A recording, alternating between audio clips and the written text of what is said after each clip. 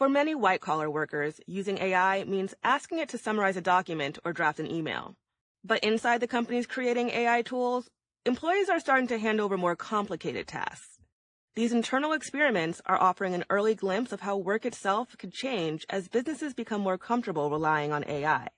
WSJ reporter Katie Binley spoke with several employees about how tech companies are putting AI agents into action on the job, and told our colleague Belle Lynn, a reporter for the Wall Street Journal Leadership Institute, about what she learned. So, Katie, how has the nature of white-collar work changed because of these new AI tools? The big thing right now is using agents to handle multi-step tasks. So, previously you might have seen people using AI to help write an email for them or turn out some research. And now what you're seeing is this implementation of what are called agentic workflows, where the AI is just handling more sophisticated work that previously a person would have done. And then now the person is basically a fact checker. And give us a few examples of how employees at OpenAI, Anthropic, or Google are using AI or agents in their everyday work. Yeah, there's a bunch of interesting examples. At Google, on their finance team, they now have an agent who is doing invoice validation work. And so the agent is reviewing what the invoice looks like as compared to the terms of a contract, and then looking to see whether there are any discrepancies there. And then the people on the finance team are sort of going over the agent's output to see how good a job it did. And it seems to be doing quite a good job. They've estimated that it's going to save the company about $200 million a year on what would have otherwise gone to overpaying incorrect invoices. And why are we looking at employees of these tech companies? Why are they a good indication of where white-collar work is headed? These are the companies making some of the most important tools that are then being marketed to the rest of the workforce. So it's an interesting window into what work could look like for a lot of white-collar workers. And tech workers have long experimented with their own products and used them themselves before passing them on to everybody else. So they call it dog fooding. So this is just a nice example of dog fooding. Or drinking their own champagne. That's another one I've heard. There you go. Oh, I like that better. I hadn't thought of that, but yeah. Are any of the companies you talk to downsizing or eliminating some of their workers as a result of automating more work with AI? So no one said, we are now able to cut 5 jobs that we otherwise would have kept on this team. Instead, what Google described, for example, was that they're able to remain flat while producing more. And then with OpenAI, for example, on their legal team, I spoke with an associate general counsel there who's been having Codex do the work that she said a junior associate otherwise would be doing. So that includes like analyzing disclosures from new employees and looking for conflicts and drafting replies. But this associate general counsel said she's still hiring junior associates, but that they would be taking over some of the Codex review that she's actually been handling herself. And as we know, implementing new technology inside large companies is never that easy. So have any new challenges or issues come up since these AI companies started implementing AI agents? Yeah. So I spoke with a guy who runs an AI advisory consulting firm, and he just said that you can end up with friction across teams. So for example, if your sales team is now having AI review contracts, your legal team might not want them doing that or might take issue with it. And so he said it's very common. That's something that a lot of companies are talking about right now. With Google, for example, with that invoice validation agent I was talking about earlier, he said that the agents actually have been working so well that they ended up with like a backlog of these flagged discrepancies. And then they have a separate operations team that needs to go to take those issues to the suppliers. But so what they're ending up doing for that, surprise, surprise, is building another agent that's going to start initiating the process of going to the supplier when the operations team otherwise would have. That was WSJ reporter Katie Binley speaking with our colleague from the Wall Street Journal Leadership Institute, Belle Lynn. And it was hot. It was so hot. It was like 95, 100 degrees in the shade. The wind never blew. And they say that New Orleans has humidity down there, which kind of cools us off. That's bullshit. It was death heat. Inside the convention center was so stifling hot, people tried to stay outside. Hot as hell, 100-something degrees. It's hot. It was very, very hot at that time. It was 97, 98 degrees. It was hot. The heat radiating off of the highway at night was intensely hot. It's hot as hell. That was the worst summer. I mean, there was some. I mean, that heat was ridiculous. Man, it was hot as heck in here. It was beyond Africa heat. If Africa heat was anything like that, like I said before, and I'll say it again, they keep saying go back to Africa. Hell no. We turn now back to the extreme heat, and for some, spending the day out in the heat was not an option to stay inside. Well, that includes workers at the C.O.W.S food truck park at 6th and Pierce on Milwaukee's South Side. 12 News' Kendall Keys continues our live team coverage. Kendall, you spent the day with those food truck workers serving food in this extreme heat. Right, Deanna, and food truck employees are struggling to stay cool today. We're at C.O.W.S Food Park. Look at all of these trucks. They're metal. The sun is beating down on them. It's so humid. There's heat from fryers, grills, and ovens inside, only making matters worse for those employees. Brisket fried rice. That is our most popular dish. Ivan Rubio owns C.O.W.S food truck, parked at C.O.W.S Food Park. All right, let me get it. Monday, he's the only employee working inside the truck. So I have to keep, take her down. So you're working because you worry about your employees. Yeah, exactly, especially for them. As the temperatures outside soar past 90 degrees, temps near his grill, almost 100. We have like AC, but it's not working. Well, it's working, but it's not enough. It's not enough for this weather. A few trucks away. At any time, Arepa. Oh, God, it's so hot. You look at me, you look that. Yeah. It's so hot. Worker Jasmine Baudina cooks meat for arepas on the hot grill. We don't have air, nothing. A fan works to circulate air as she tries to keep cool. More water, a lot of water. Right now I drink like 2 bottles of water, so it's not enough. Are you thinking today might be a day where you have to close early? Yeah, I guess so. Until closing time.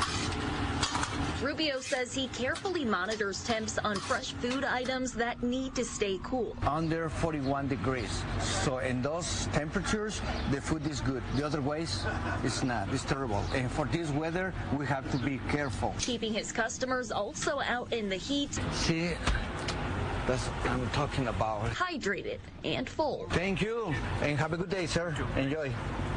Thank you. Kendall, a big question when it comes down to extreme heat operation hours. Did those food trucks end up closing early at all today? Deanna, they're still open, braving the heat. I'm here with the owner right now. Ivan, tell us how you've been staying cool. Well, drink too much water, just like that, because it's so hot inside, outside. So just drink water. Perfect. Well, there you have it, Deanna. Drink a lot of water. Stay hydrated. It's hot out here. Absolutely. Kendall Keys reporting live on Milwaukee's South Side. Kendall, thank you.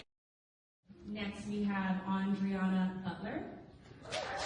About 50 women walk across the stage inside the Georgia Aquarium. Each one is handed their certificate, marking the end of the She Leads program hosted by the Atlanta Hawks and State Farm Arena. Taylor Bohannon-Shea is one of the graduates. I work in sports, and sports is very male-heavy. She Leads brings in early career women in Atlanta from typically male-dominated industries for mentorship and professional development. I am a senior manager of marketing analytics at the Atlanta Hawks and State Farm Arena, and in the future, hopefully, I get to lead that department after I showcase some of the leadership skills that I've developed throughout this program. Jenna Pruitt was a mentee last year and has returned as a mentor. She says women trying to climb the executive ladder have it especially tough. Sometimes it's discouraging, but then being a part of this program and having organizations that support women is very encouraging and uplifting. The 6-month program also helps mentees learn how to take care of their mental health and pick up new skills outside of their comfort zone, like golf. Pruitt says everything combined helped her land a promotion. This program has definitely pushed me to step outside my comfort zone and to go after things that I'm interested in and kind of not let my fear hold me back. As President Donald Trump's administration continues to dismantle initiatives promoting diversity, equity, and inclusion, Morgan Jones with the She Leads team says the program will continue to build inclusive spaces. We understand that it is our responsibility to continue to pour into our community and making sure that every single person has the access and the resources they need to be successful. Jones says She Leads is excited to be heading into its 4th year with this upcoming cohort. Marlon Hyde, WABE News.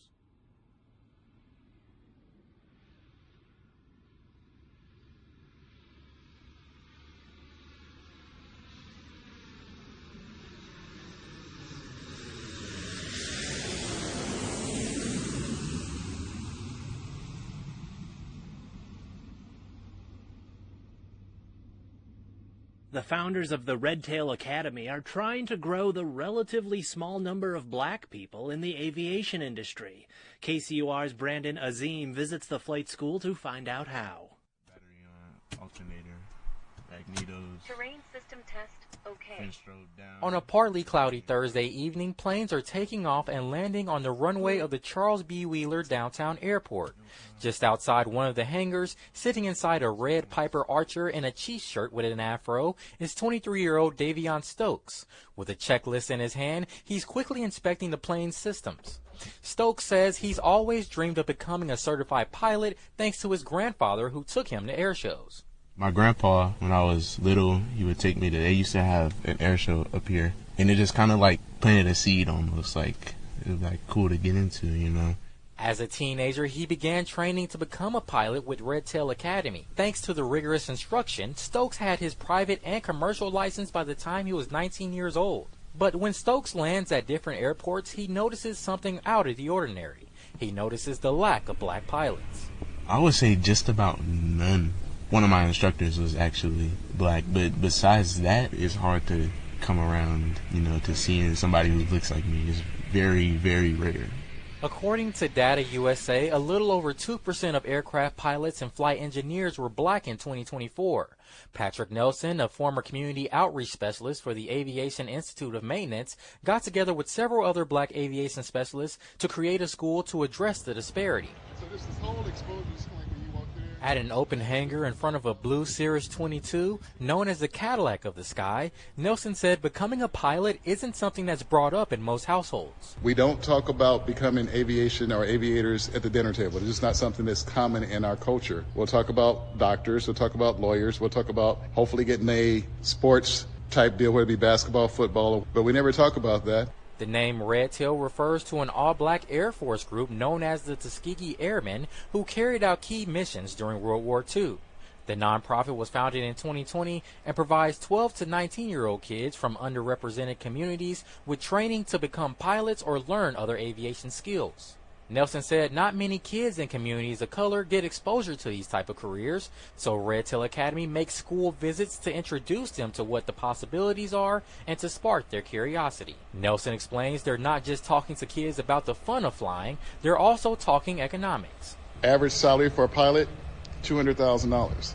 So most of the people we work with, if you put $200,000 as an annual salary in your household, it's going to change the family financial dynamic of your household. But Nelson would like to improve the organization's rate of success. So far, 40% of students succeed in getting their pilot's license. His goal in the short term is to raise that above half.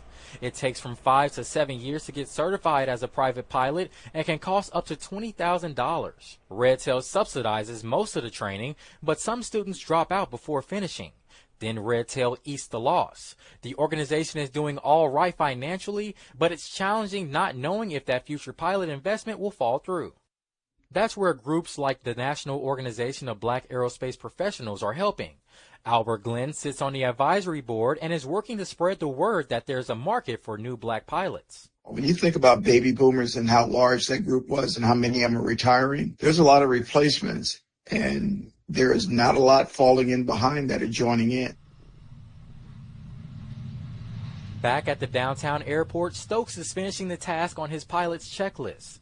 Once inspired by air shows his grandpa took him to, he's now inspired by the possibility of training a new generation of black aviators. Right now, I'm getting my flight instructor certificate, so I'll be able to teach people to fly. Specifically, Stokes said people who look like him. Community is very important, especially community that looks like you. That's probably the most important part.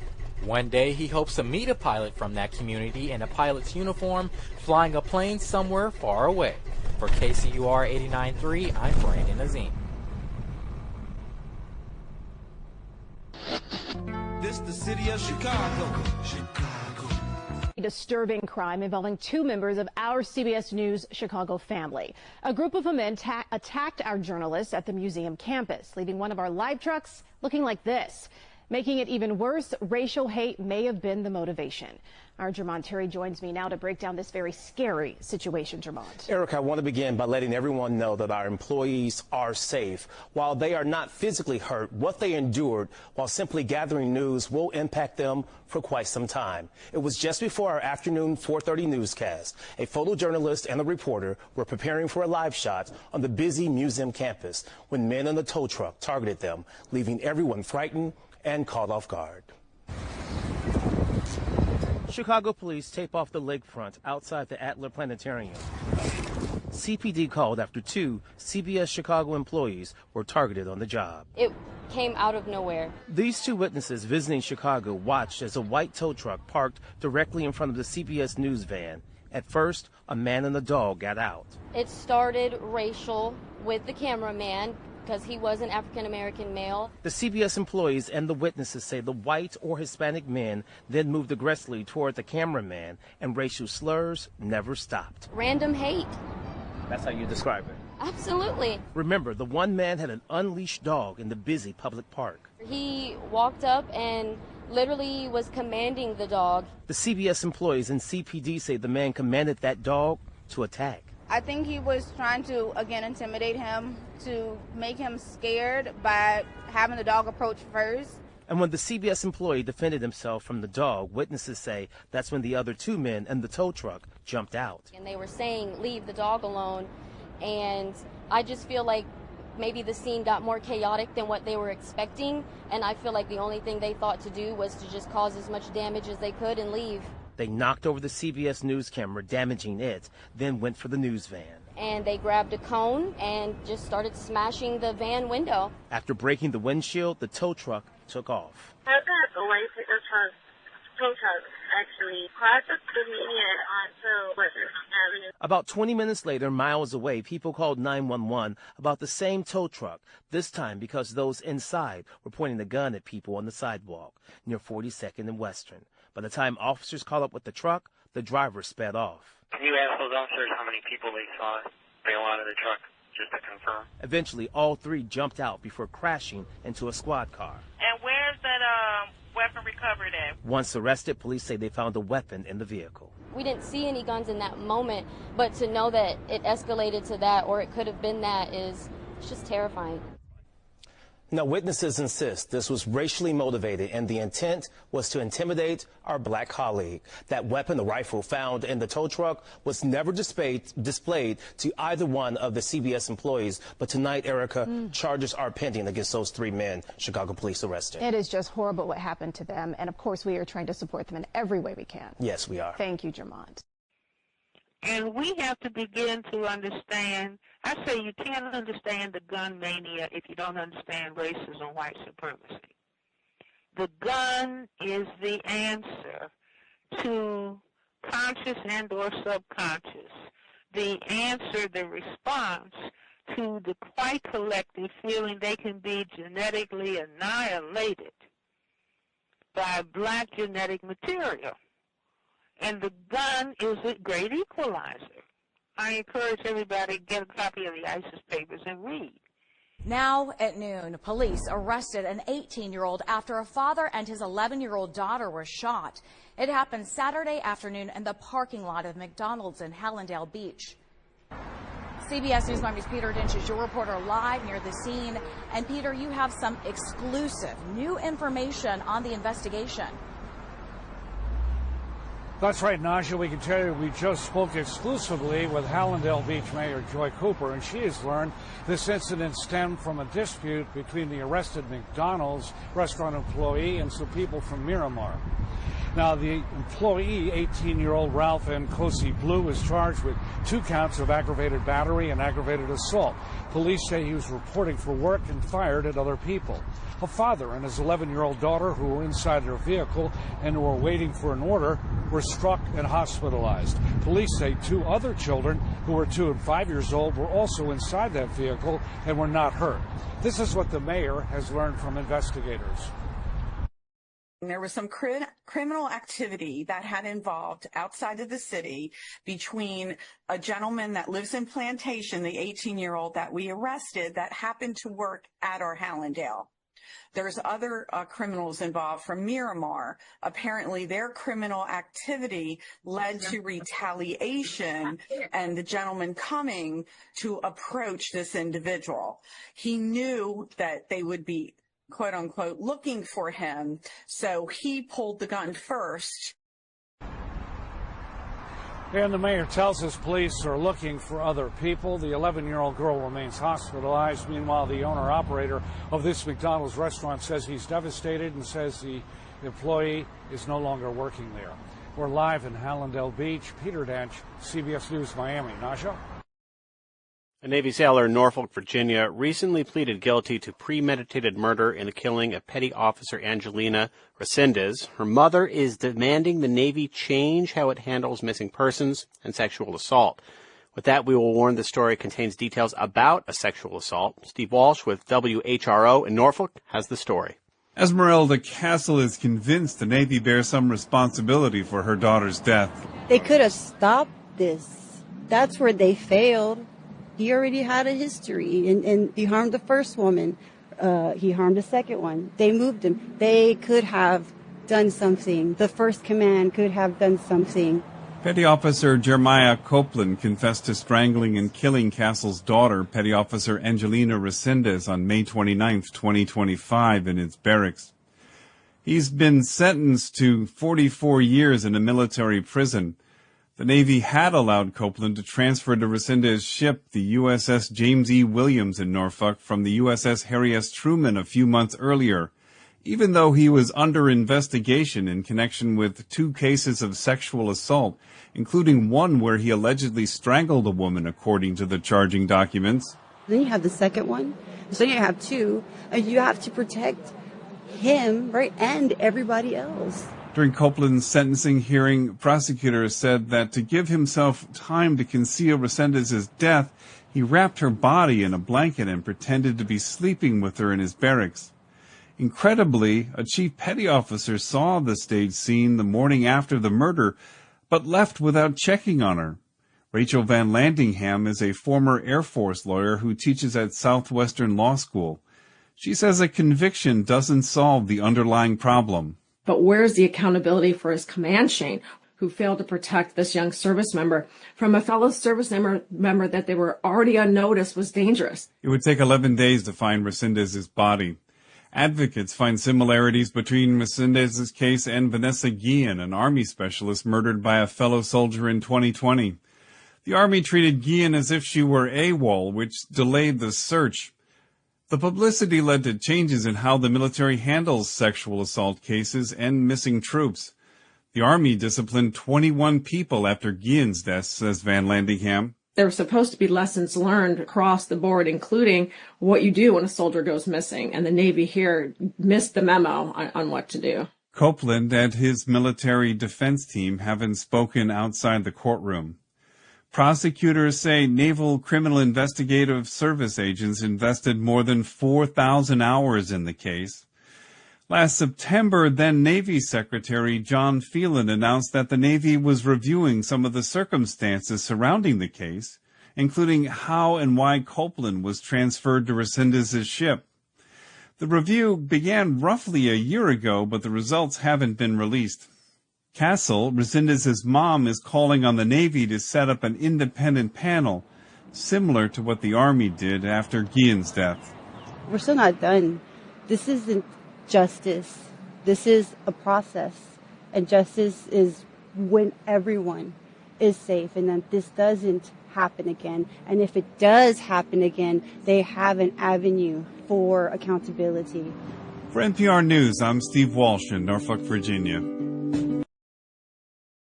But first, we're learning more about a deadly encounter between 2 movers at a West Houston apartment complex. Turns out police say they were dating. The suspect in the case, Keith Sims, was in court today on a manslaughter charge. Jason Miles is live outside the complex on South Gessner near Westheimer with more on this. Jason. Hey there, guys. Yeah, police say this girlfriend and boyfriend were part of a 3-person moving crew at this complex you see behind me. At some point, they got into an argument. He is accused of running her over with the box truck and killing her just on the other side of this fence where other people happen to be moving this afternoon. Take a look. This is 33-year-old Keith Sims from an appearance this morning in probable cause court. He's charged with manslaughter and failure to stop and render aid. Court records identifying his girlfriend as Jasmine Fleming. Police say Sims and Fleming, who worked together, got into an argument while helping a resident move out of her apartment. This was yesterday afternoon.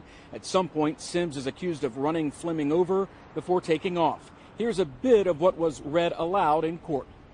In this case, it's alleged the defendant ran over a girlfriend and then fled the scene. The box truck, the moving truck, if you will, was later located about 20 miles from this scene, along with the suspect, Mr. Sims. Right now, he's being held on a combined bond of $120,000. And just a short time ago, I spoke with a man out here. He says his ex-girlfriend is the person this couple was helping to move yesterday. He doesn't know what they were arguing about, but described the scene, as you might imagine, as very disturbing. Reporting live from the West Chase area, Jason Miles, KHOU 11 News. Tonight, the devastated family of a CTA worker is looking for answers and justice after 57-year-old Kevin Barlow was shot and killed near a CTA maintenance facility. That deadly shooting happened after 4 a.m. in the 9900 block of South State Street in the Roseland neighborhood. NBC5's J.C. Navarrete spoke tonight with those who are mourning the loss of a much-loved dad and loyal friend. We lost our best friend and Mr. Barlow's son. So it's horrible. A family in mourning, united by grief as they remember Kevin Barlow.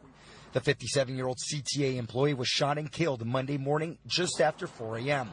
The rail union believes it happened during a carjacking. Barlow was shot near the 98th Street Rail Maintenance Facility. He suffered a single gunshot to the chest. Paramedics are saying that this guy might have been shot. He got an entry wound on his left side chest. His family tells me he routinely checked in on those around him. He was a devoted friend and family man, and he leaves behind an adult daughter. Kevin was a man of God. Like you said, he was always giving to people, always there for someone. There's no reason, there's no answer you could give us, a reason why he should have to go like this. Kevin Barlow had been with the CTA for 19 years. His work family and union leadership coming together to put out a call for justice. This loss is not just ours. It is Chicago. Now his loved ones just want answers to help make sense of this tragedy. They tell me their message is simple for the gunman. God will deal with you in his time. We wanted to know he took a good person. Good. He took a beautiful soul from us. His family tells me funeral arrangements have not been made just yet. And as of tonight, police have not announced any arrests. J.C. Navarrete, NBC5 News. J.C., thank you. And just into our newsroom tonight, Cook County Crime Stoppers is now offering a $10,000 reward for any information to help find Barlow's killer. Angelina Resendez, 21 years old, non-white female. Jasmine Fleming, 33-year-old black female. Kevin Barlow, 57-year-old black male.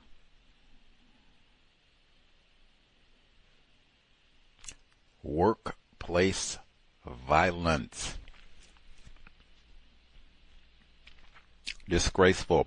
Make sure I do this one correctly. Now, I don't know about Mr. Barlow as of this moment, Thursday, July 2, 2026. I don't know. They have not made an arrest. You heard the family pleading for answers and justice for Mr. Barlow's carjacking and killing. We don't know who is responsible for this murder. But the other two, Angelina Resendez, killed by a black male. Jasmine Fleming, killed by a black male, both in the workplace. Dare I say, black culture. We have to see how many weeks consecutively we do broadcasts where we have 3 or more black employee or workplace related fatalities of a black person who might not be an employee even, because we had a father-daughter shot at the McDonald's. They weren't at work, but it was a black employee who shot them. That still, for me, that still counts because it's workplace violence. I keep saying there are so many employees who are armed. Oh, what I said last week, I said, man, even that might not keep you safe. Father and daughter, they didn't mouth off. They didn't have in the report that they came to McDonald's and got uppity. You took too long with my quarter pounder. You forgot to put the special sauce on my Big Mac. I said I wanted extra ketchup for my fries. Where's my sweet and sour for my nuggets? And I got to get rowdy and smack it. They didn't say that. They said they were patiently waiting, and they just bad aim. Didn't get enough target practice. Man. Context of white supremacy. Our weekly segment, Neutralizing Workplace Racism, not for spectators, hopefully to share constructive information for non-white people, victims of white supremacy, and specifically, how can we best try from the vulnerable position that we are in to keep ourselves safe on the job, maybe even primarily safe from other black people. So embarrassing. Today's date, Thursday, July 2, 2026. So I have been told. I'll do my PSA since it seems like for many folks, the holiday either has already began or it is for sure kicking off tomorrow, Friday. We're going to get rowdy at least through Monday, maybe Tuesday. Got the oh yeah, man.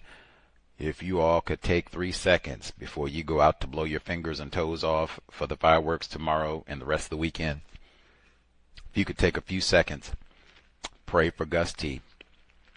We are here in godforsaken Seattle. FIFA tournament, knockout round, as they say. Everything is violent. Soccer is supposed to be non-contact. Ain't that what they knockout? So we get to the knockout round, so-called, on Monday. Seattle will, thank God, have their last game. But, oh, man, we got to save the most perilous moment for last. I didn't know, and I guess it's random draw, they say, whatever. I had no idea the U.S. men's team would be coming here to Seattle to play a soccer game. Like, oh my God. I've been patting myself on the back and doing a great job missing all the madness, and ooh-wee, I do not think I'm going to be able to miss the madness. I might have to, like, leave Seattle for a minute, like, and even that might not be enough to, man. Anyway, if you could pray, just, I made it through Pride, right? That's a big deal here. And they had the Pride soccer match last week. Talked about that. Just, hey, hopefully Gus T survived the summer of 2026. Very rough time here. And it's been freezing cold. Current temperature out here in Seattle, 65 degrees. And that was about the high for the day because it's closing in on 6 p.m. So we're not going to get much warmer. Heading back down to the 50s. Now that is Fahrenheit, but still 50s. And it's been in the 50s here every day for the past week. Maybe a teaspoon long. Might even be 8 days at this point because it's been so long. But hey, it's going to be in the 50s tonight. So by the time we hit midnight, even if I am off a bit, it's going to be corrected. So for the past 8 days, at least maybe 9, it's been in the 50s. We barely scrape and get to 60, and then it's 6 o'clock, and then it goes back down in the 50s. That's been our summer, and looking like that might be our July 4 too. Heat wave, schmeat wave. Not for spectators, particularly if you have any tips on workplace safety, which could include extreme heat or discourteous armed black coworkers. The number to dial, 720-716-7300. The code, 564-943 pound. Press star 61 if you would like to participate. I neglected the PSA. Sobriety would be best under conditions of white supremacy. 100 deadliest days on the road has already begun, especially if you are in the younger age category. You haven't been driving very long. You do not want to be out on the road, classified as black in a system of racism, acting a fool over this weekend, especially out in a vehicle. You and a bunch of black people, you are asking for trouble. They will probably have sobriety checkpoints out on the road, random officers, especially if you are out late. My recommendation, you want to have a good time and go watch the World Cup or whatever else, go to the beach and all that good stuff. Great. Remember, we are in a system of white supremacy. Just because you're at the beach doesn't mean racism stops. Be sober so you can make great decisions. Maybe even have a plan in place before you go to location. Anything happens, bang, we get out of here quickly. This is what to do, rendezvous, all of that. But hey, dangerous times on the plantation. That's it.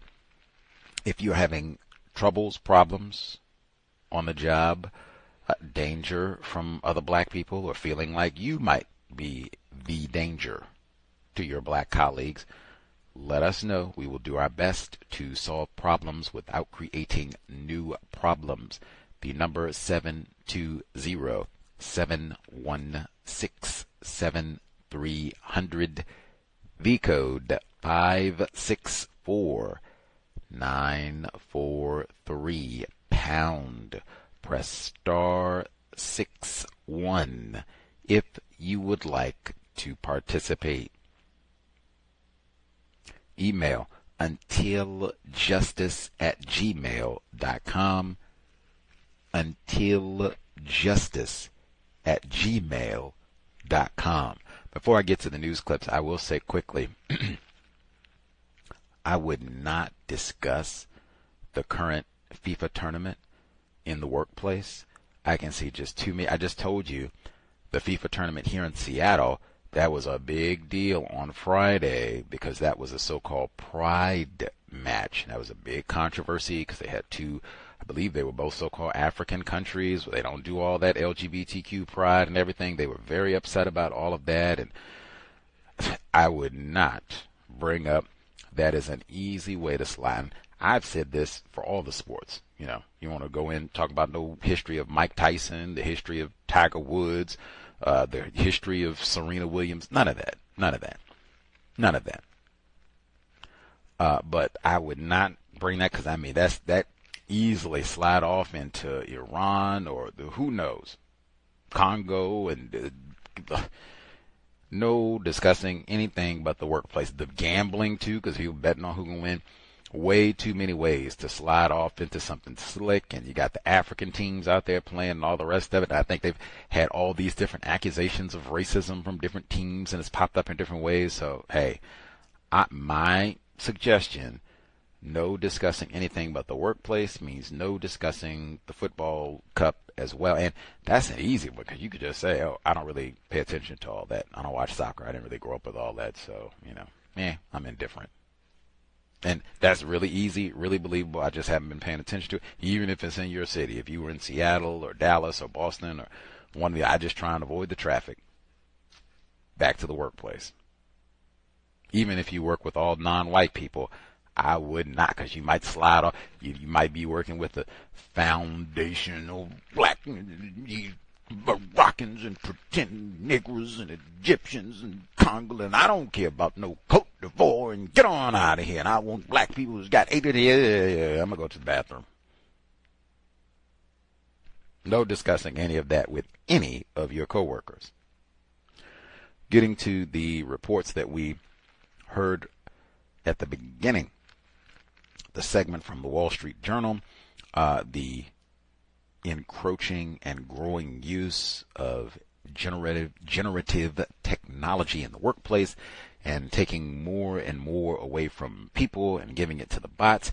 Now, in that segment, they said that some of these companies, they're taking the bots and giving them more complex things to do because they've evolved so quickly, but they're giving the people who would normally or used to have that job, they're giving them something else.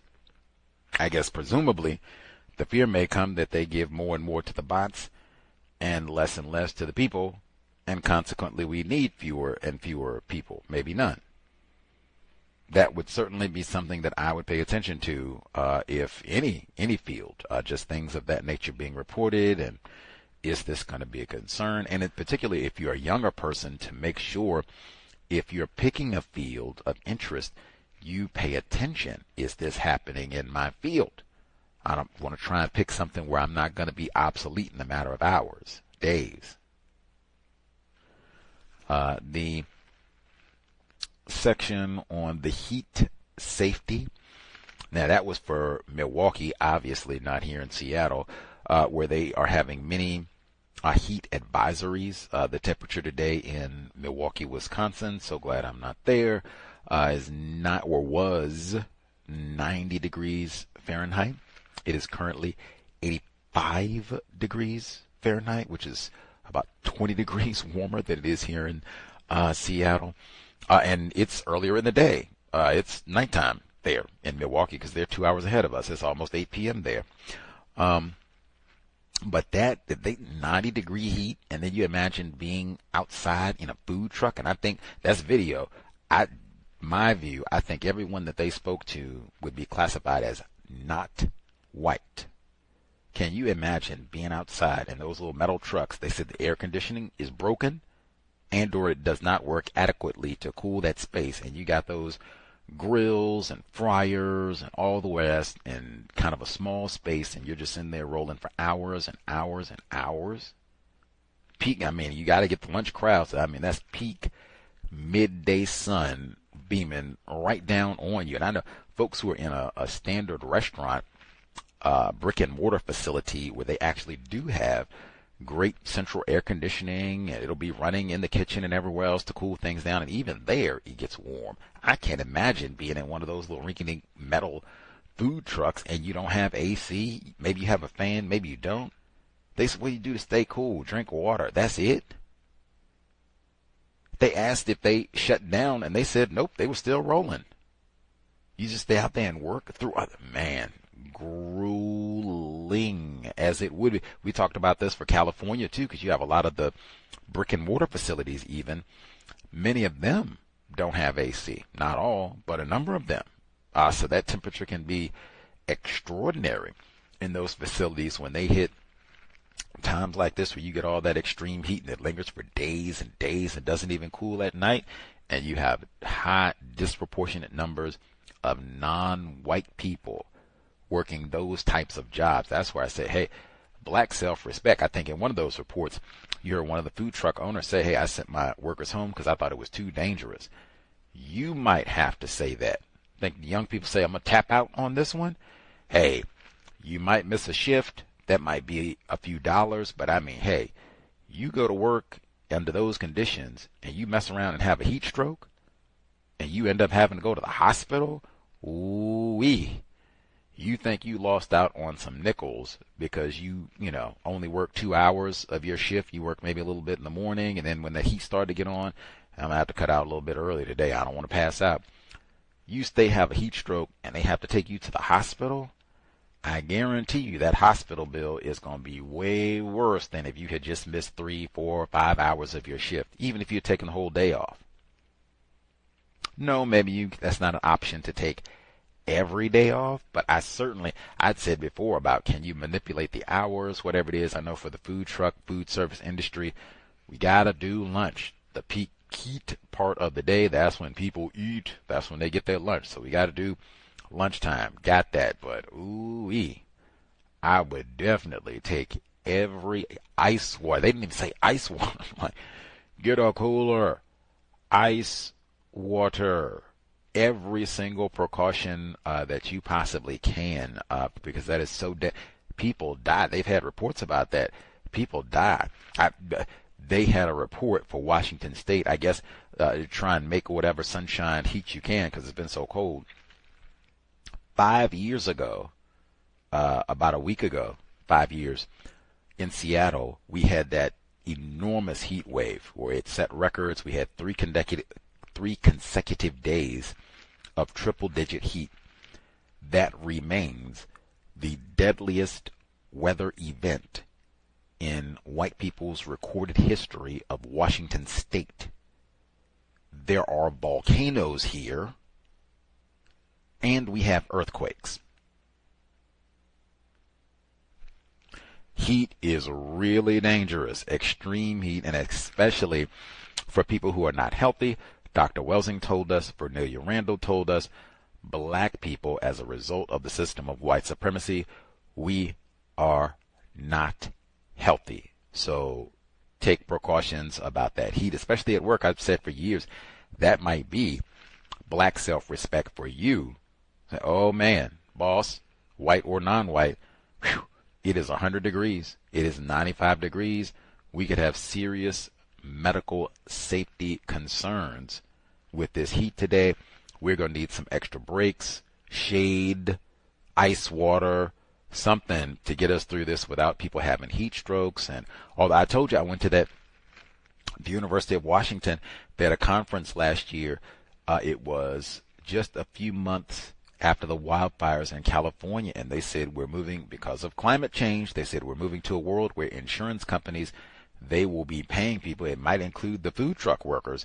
They said we will have to pay people because it would be cheaper to pay the workers not to work that day and to pay the employees for whatever lost productivity because they don't have labor, as opposed to have people work and then we have 2 or 3 people die and then we have to pay, oh man, now we got to pay off that because Leroy died out here, 100 degrees and had a heat stroke, that sort of thing.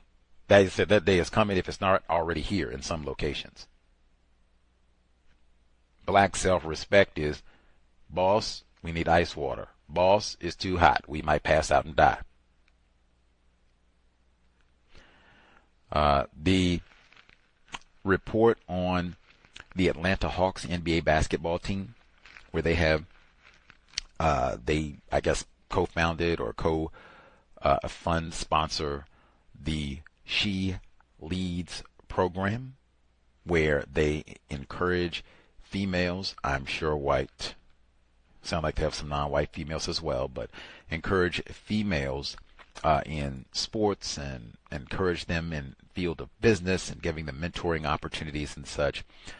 I said, man, for the city of Atlanta, where I live and what I know about black male, privileged black males in Atlanta, I said, man, do they have a mentoring or entrepreneurship program for black males?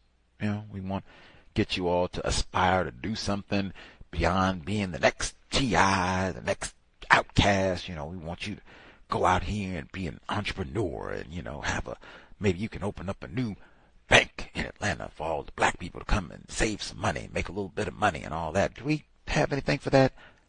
No. Now, they do have the Atlanta Hawks black entrepreneurship programs for black people in general, males and females presumably, but something specifically to target black males? No. Privileged, yes. Grand, awesome that they can do something to help, which I still give an eye roll because I would suspect it's probably a good number of white women taking advantage of the She Leads program. And even in a city like Atlanta, I do not think black males and their privilege have just taken over all of the entrepreneurship opportunities and are just doing so well, and they're just so far ahead of black females that they don't need no sort of really? They are so far ahead of white women that they don't need no sort of help, and really? Okay. The section on Red Tail Academy in Missouri to train more pilots, I was glad that program seemed to be open to black males and black females, because the last time that I heard them talk about the racism in the field of aviation, and all we got is these grizzly, gray-haired, old white people flying planes, and mostly white males, and they talked about having flight programs to train non-white people. It was exclusively black females, non-white females. And I said, dang, they have that many black male pilots? Really? Same thing really? Jamal and Vontae and them, they flying the friendly sky. They just out here whipping around, going wherever. Really? Okay. Anyway, I'm glad the Red Tail Academy in Missouri, that they are actually encouraging black people, males and females, to come be a part of the program. That is one that I knew it takes a lot. If you want to fly the plane, it's a lot of things you can do in aviation. Some of those jobs you can stay on the ground, no problem. But if you actually want to get in the plane and do the flying, it requires a lot of training hours. We talked with Dr. Vernon Haddix a couple years back, black male in aviation, and he talked about the lack of black males in managerial positions at major airports like Seattle. We talked about that in detail. He wrote a whole dissertation on that subject matter. We talked about it in detail, and the racist reasons that they give for not putting black males in these positions. But if you want to fly the plane specifically, it takes so many hours of training, and you heard in the report that they help subsidize that cost, so it doesn't cost so much, but it takes a lot of time and energy to actually get all that training done, and then bang, you can go get that job. But they said, well, you can make a lot of money. I even had a question when they were speaking to some of the folks going through the program, and they were talking about, and great motives, I want to train other black people and see other black people fly, do aviation, and have aspirations beyond athletics and dribbling a basketball and be like Pat Mahomes. Great. Awesome. They said that, in most black households, they don't think about a career in aviation. Facts. They'll think about maybe a doctor. Don't have no black doctors too much either, especially black males. Black lawyers. I'm not sure about that one either. I don't think we have no prolific number of black esquires and doctors. I think the common refrain is black people going into lots of black males who don't graduate from college at all. So you got a lot of them folks, all those fields where you need some sort of degree. X those out all the way. So I don't even. Anyway, bravo. Lots more folks in the field of aviation. And key, what they said in that report, the silver tsunami. I said you have lots of those old, fogey, gray-haired white people. It's not just aviation, in many fields. They are getting. Oh, look at Donald Trump. Ain't gonna be no third, fourth term. It ain't gonna happen. Even if they change, I mean, hey, the end is not. I'm not wishing anything on it. I'm just looking at the lot. Is he going to live to be 112, 110, 100? Come on.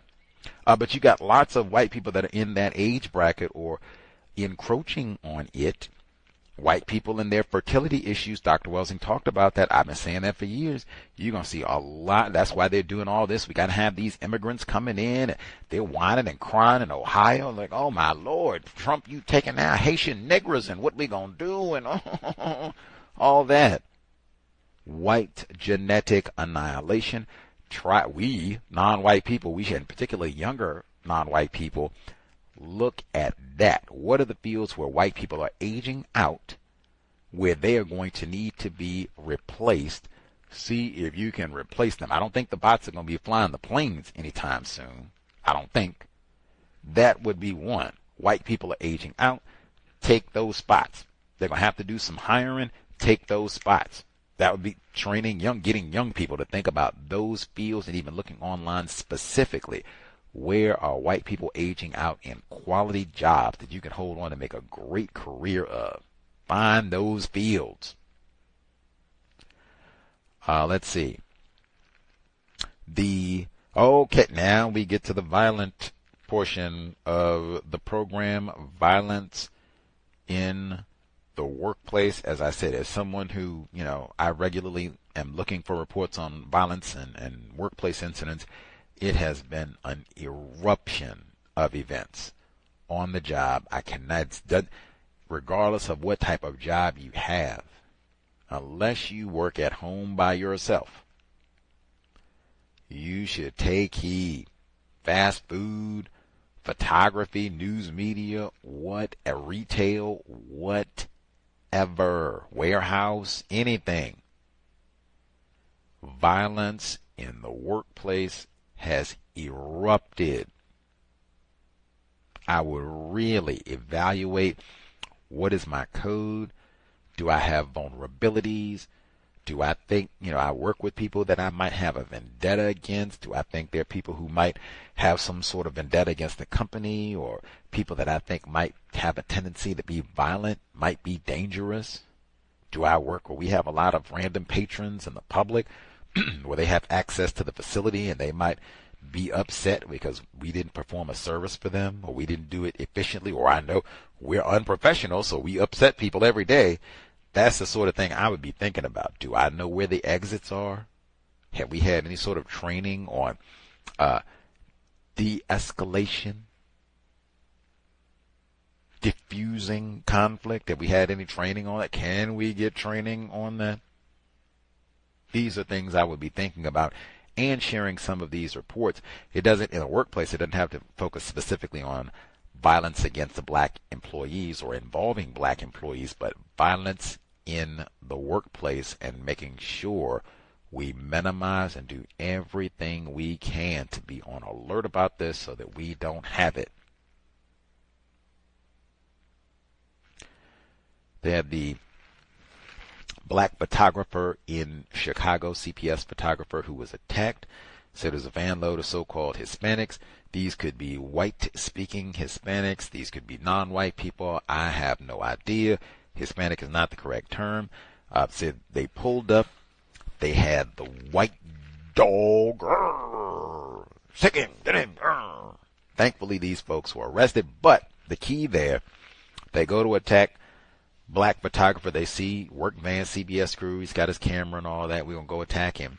Importantly, they had a firearm.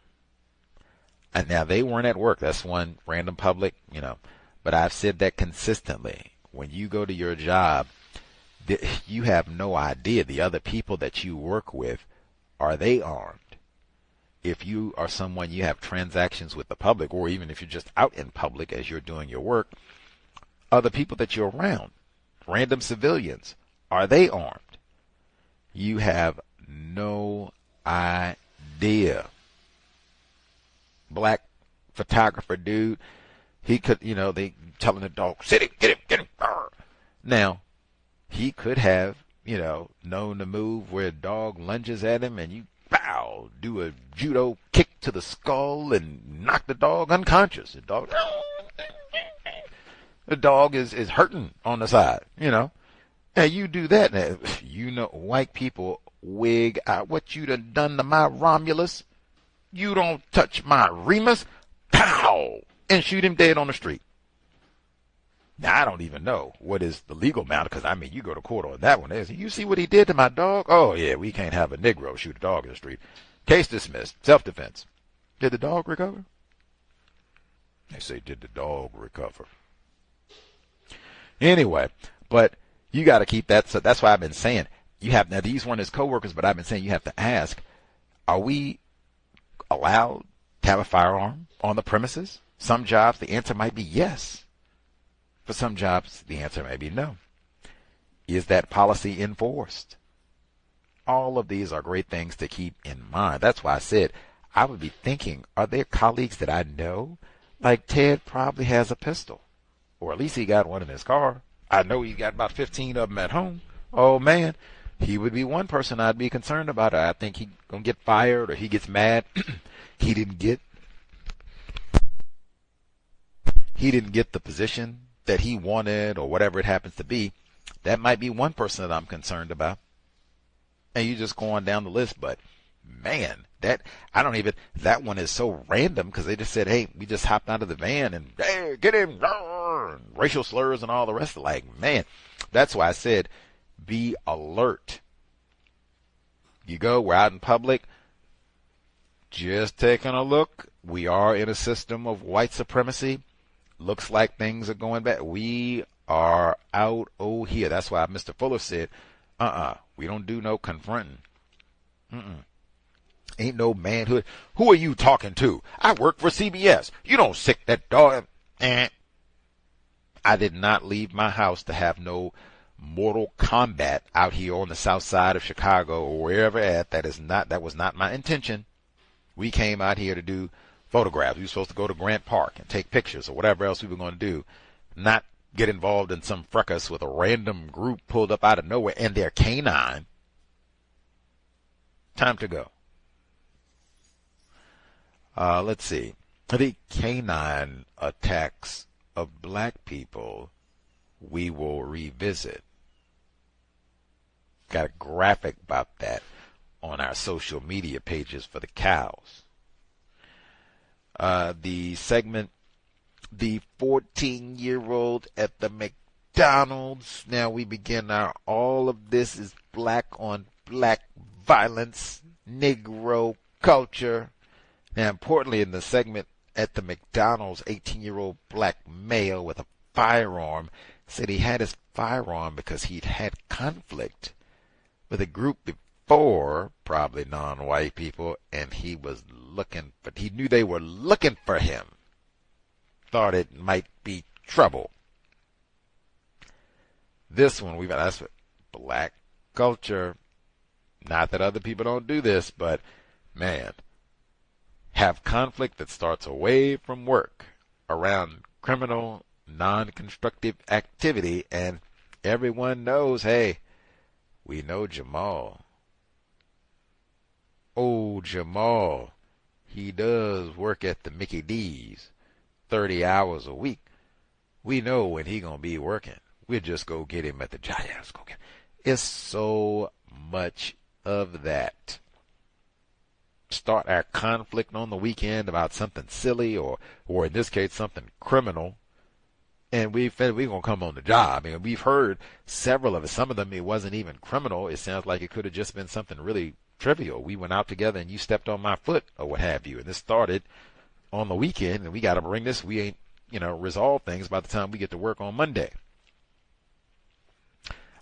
This one even goes beyond just focus on the job. I mean, I don't even know other than minimizing contact to minimize conflict. That's what black culture we look for. I've been saying that for, at this point, months. Everybody kind of leaves the house looking for conflict with black people. Mortal Kombat, if we can. Looking for a reason. I was waiting to shoot one of you niggers. Everybody, they said so-called Hispanics, Chud the Builder, other black people, everyone leaves the house looking for conflict with black people. You texted my girl. We talked about that one last week. Brandon Lucas, black male, gets shot and killed. That's something you need to keep in mind for the workplace. I did not leave my house for conflict. I left my house trying to get a raise. That is real different than, oh man, what you said to me? Oh man, you looked at me tough. Oh man, like, nope. That is not the goal at all. Keep that in mind at all times. Let's see, the report.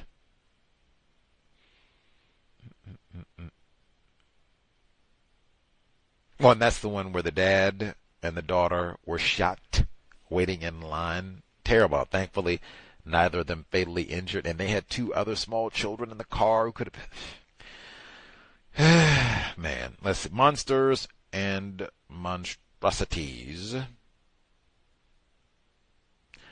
The segment on Angelina Resendez, 21-year-old non-white female who was killed by a black male in the military. Monsters and monstrosities. That would be one I would, anyone thinking of going into a career in the armed services, that is a career. Same way you would weigh at any other job, working at McDonald's or President of the United States. I would get out a pen and pad, maybe even do some pros, cons, and then do some of the research of black people, non-white people who've had careers in the military. And what do you think? That would include Neely Fuller Jr., right? Air Force veteran, 2 times, Korean War, so-called. But what did they have to say about their military experience?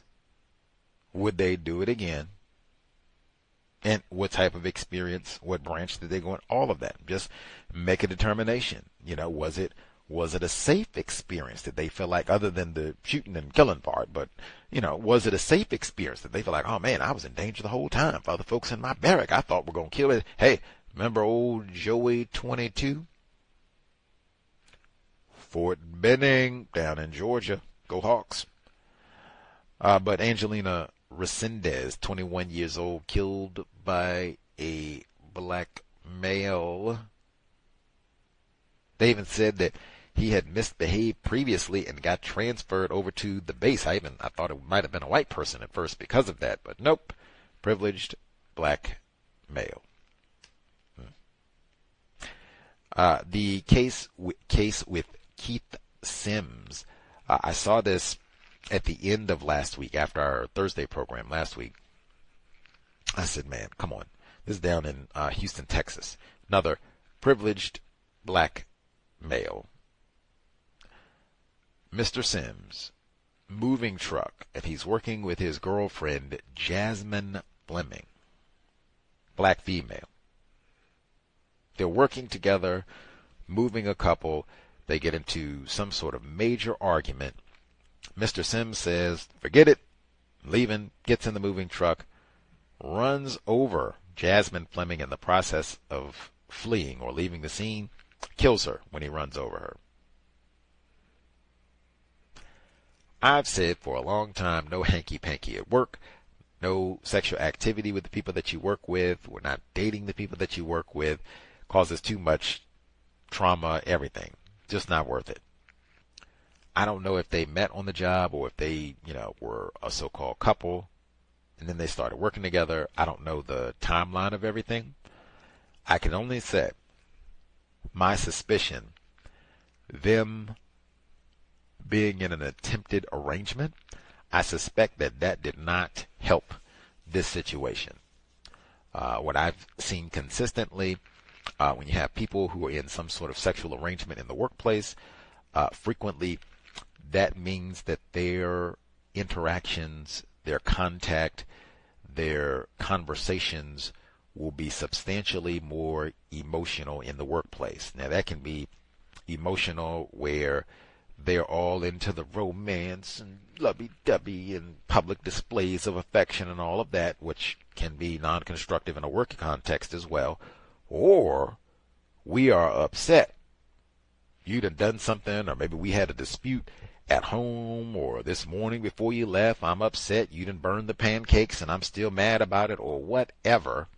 And now that's spilled over into the workplace, and now we're having conflict, maybe even conflict on the job. We're not even talking about the flapjacks no more. We're having conflict on the job, but the root of this is them burned flapjacks this morning. That sort of thing. Like, it can go so many ways. That's why I just said, man, that is not the way to go, having sexual contact with folks in the workplace. All of that said, I don't really care what the issue is. You did this, or I said that, or you cheated on me, or whatever. We get on the job. Somebody, I would presume, is the owner of this company, unless they're both employed and working for somebody else. That could be the case too. But man, we're at work. We got a fuss and the mover could have just came and said, hey, I didn't pay for no day of conflict. Get out of here. Both of y'all, get off my property right now. Dog, sick 'em. That could have happened, right? We done lost out on a day's pay and then almost got chomped on too. What in the... We can't even be professional enough. Not now. We not even doing the boyfriend-girlfriend thing anymore. Now we are coworkers. We're just trying to safely complete this move. We can't even do that without having major conflict, almost coming to blows. I'm going to humbly submit this is probably not the first time that if it gets so bad, like I would have a hard time believing this is the first time that they had a major disagreement and it got so bad that the black dude, man, I got to get in the car and run you over. I'm not even going to stop to see if you're okay. I find that hard to believe. I'm totally willing to take the wager that these folks have probably had, I'm going to say 2 or 4 arguments before it got to this point. Fuller said, anybody where you just argue all the time. Same thing I said. Hey, you got to curse this person all the time. Get your ass up. Put that sofa over here. What is wrong with you? You done dropped the lamp. Any arrangement where it's got to be that all the time. We do not need to have contact. Now, that might make it more complicated in the work situation. Even at minimum, we don't need to be having no sexual activity. We can't even move a sofa together without coming to blows. So we certainly are not going to have agreement about child rearing and everything, probably the bed sheets, a whole lot of other things that go along with that. So, I mean, we can let all that go and we'll just see if we can do the Fred. It might be that we can't even do that. And that's okay. You know, there are other jobs and other, we trying to get that flight position anyway. Save our back. You can fly the plane much longer than you can move a sofa and get more money, better benefits. But everybody, you can't, apparently, can't even work together because we going to argue. That's embarrassing on so many levels. I saw that at the end of last week. Said, wow. Because we had just had about 4 or 5 different reports of black people dying on the job. And there you go, another one. And again, black person killing. I knew the same way when that black dude choked a coworker, female, because she got the promotion and he didn't. Now, they didn't put a picture up of the victim. I said, ain't no way in the world this black dude done choked out Taylor Swift because he didn't get the promotion. She did. Ain't no way in the world. Said the same thing for this one because they didn't release the name initially. Jasmine Fleming. They didn't give a name, but I said, ain't no way in the world privileged Keith Sims done choked out you pick the white woman. I wouldn't care if she's disabled or whatever it is. Ain't no way in the world. It would have to be, and not choked out, ran her over with a moving truck. That's like a U-Haul. No. That is black color. And there I even say first time, last time. I will humbly submit, I could be totally wrong. I don't know. I haven't met these people. Haven't been to Houston in a long time. But, woo-wee, I bet you. I said that was in Houston. Keith Sims running over Jasmine Fleming. That was in Houston, Texas. I said that was in Houston. If I didn't, that was in Houston. Ain't no way in the world do I think, I could be wrong, that this was their first argument.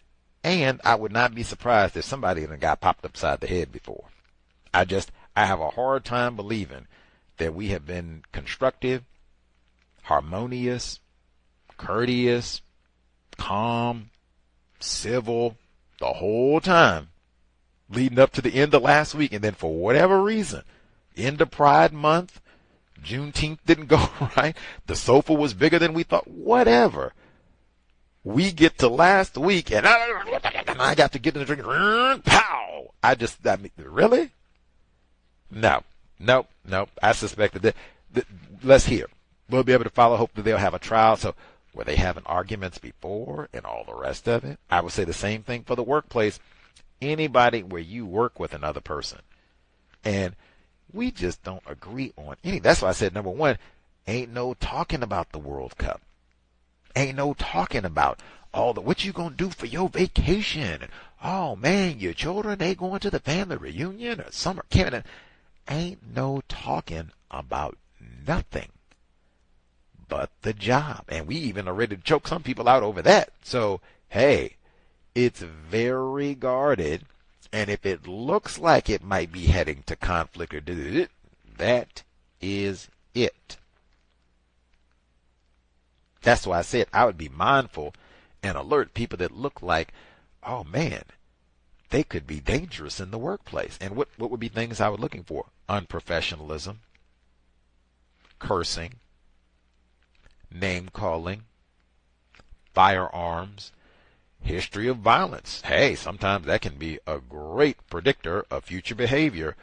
What have you done already? And that could be information that they've had other jobs where they've had outbursts. And so I think we had the caller who said that a black male who got terminated from a job who had a history of having altercations and outbursts, conflict with other coworkers and such, and he got terminated, and this person was just sitting out in the parking lot after they got terminated. I said, oh my Lord, I would contact the police. This person has a history of having a temper.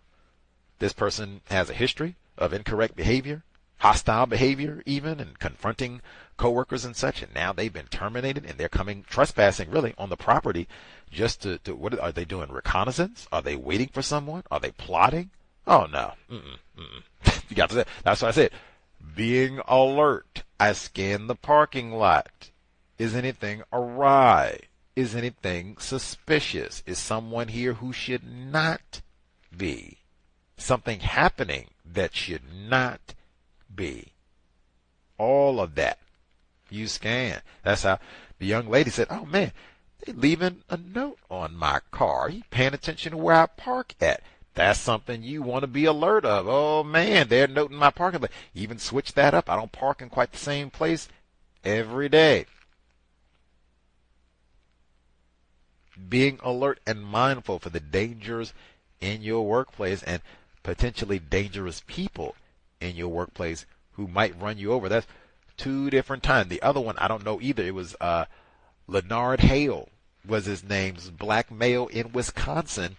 That's at least the second time that I've heard of a black person running over a coworker. And in that case, I think Leonard Hale, he had just lost his job at a company. He went back and used his car and ran over a coworker. Now, they didn't get killed, but that's the second time that I've heard of a black person, black male specifically, running over a coworker. They got mad. They had an argument, whatever it is. I don't know who that victim was. We have to see if that was a white person or a non-white person, but I said the same thing.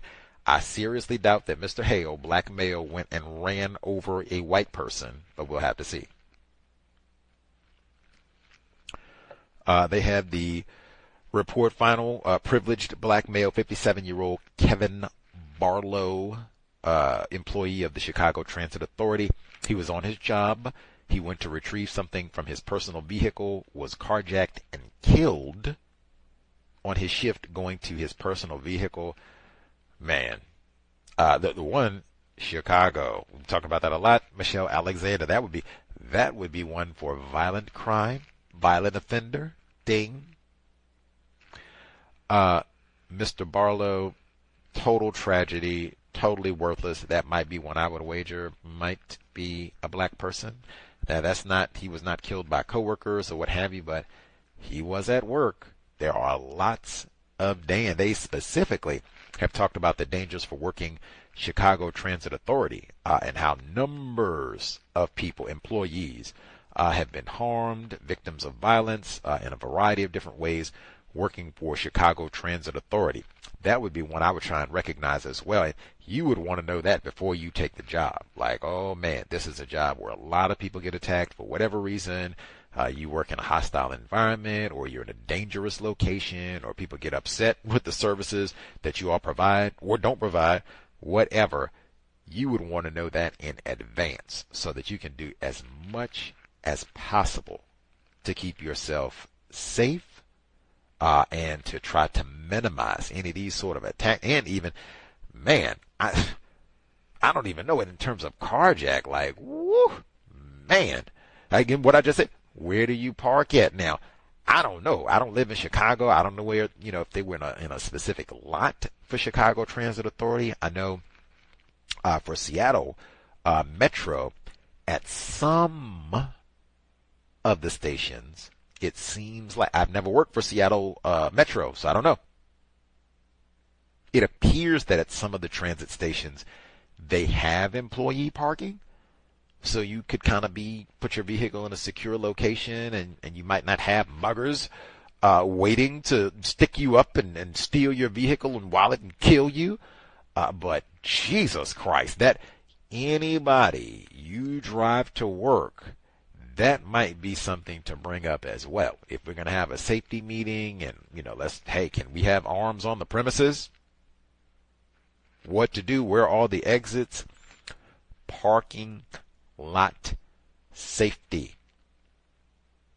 What can we do to make sure that everybody is safe where we park? If that's lighting, if that's security, if it's whatever that means, so that people, if it is parking, so that we have specific employee parking, so that we don't have to walk 2 miles in the dark. That's why I say I want to see the context. Like, do you have to walk a long distance? Do they not have employee parking for CTA employees?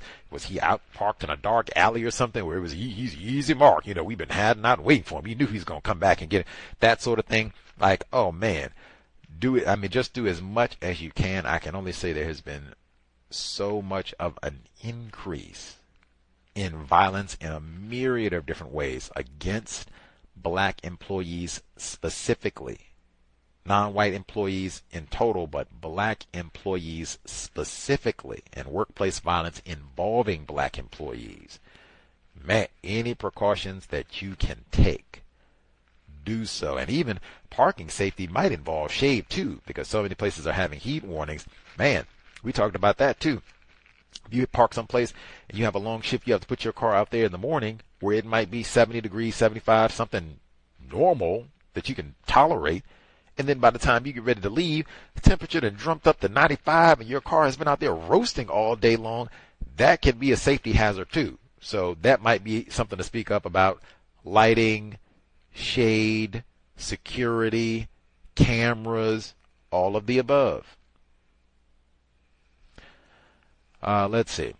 That's the reports that we heard. Again, if folks have adjusted their code in the workplace as a result of all the violence against and involving black employees, let us know what changes you've made. The number 720-716-7300. The code 564-943#. Press star 61 if you would like to participate. If you have seen any instances of workplace violence, been involved in any, have picked up any tips in terms of de-escalation, minimizing workplace conflict, I would say especially with black employees. Priceless information right now. The number is 720-716-7300. The code 564 +1-844-943-POUND. Press star 61 if you would like to participate. You can also drop an email, untiljustice@gmail.com. untiljustice@gmail.com. Let us know. If folks had to do any of those tacky July 4 picnics, I've had to do some of those myself.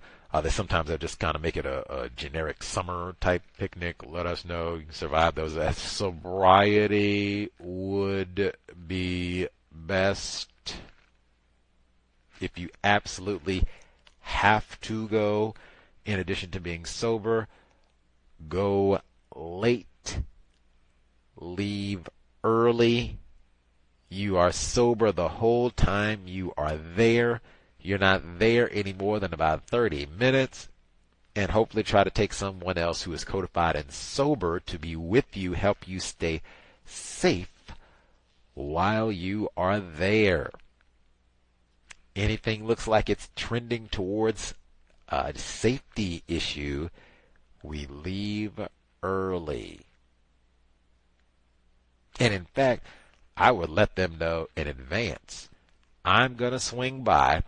I've got other appointments. I won't be able to stay a long time, but we'll stop through. If you got to go, so that way they already know, he's not going to be able to stay for the full thing. But he's coming by, and you did. Brief. Let's see. We have emails and such. We'll get those. We'll see us folks have commentary on the workplace, what they've experienced, or if they have tips on avoiding the violence in the workplace themselves. Star 61 for folks who dialed in. Let's see.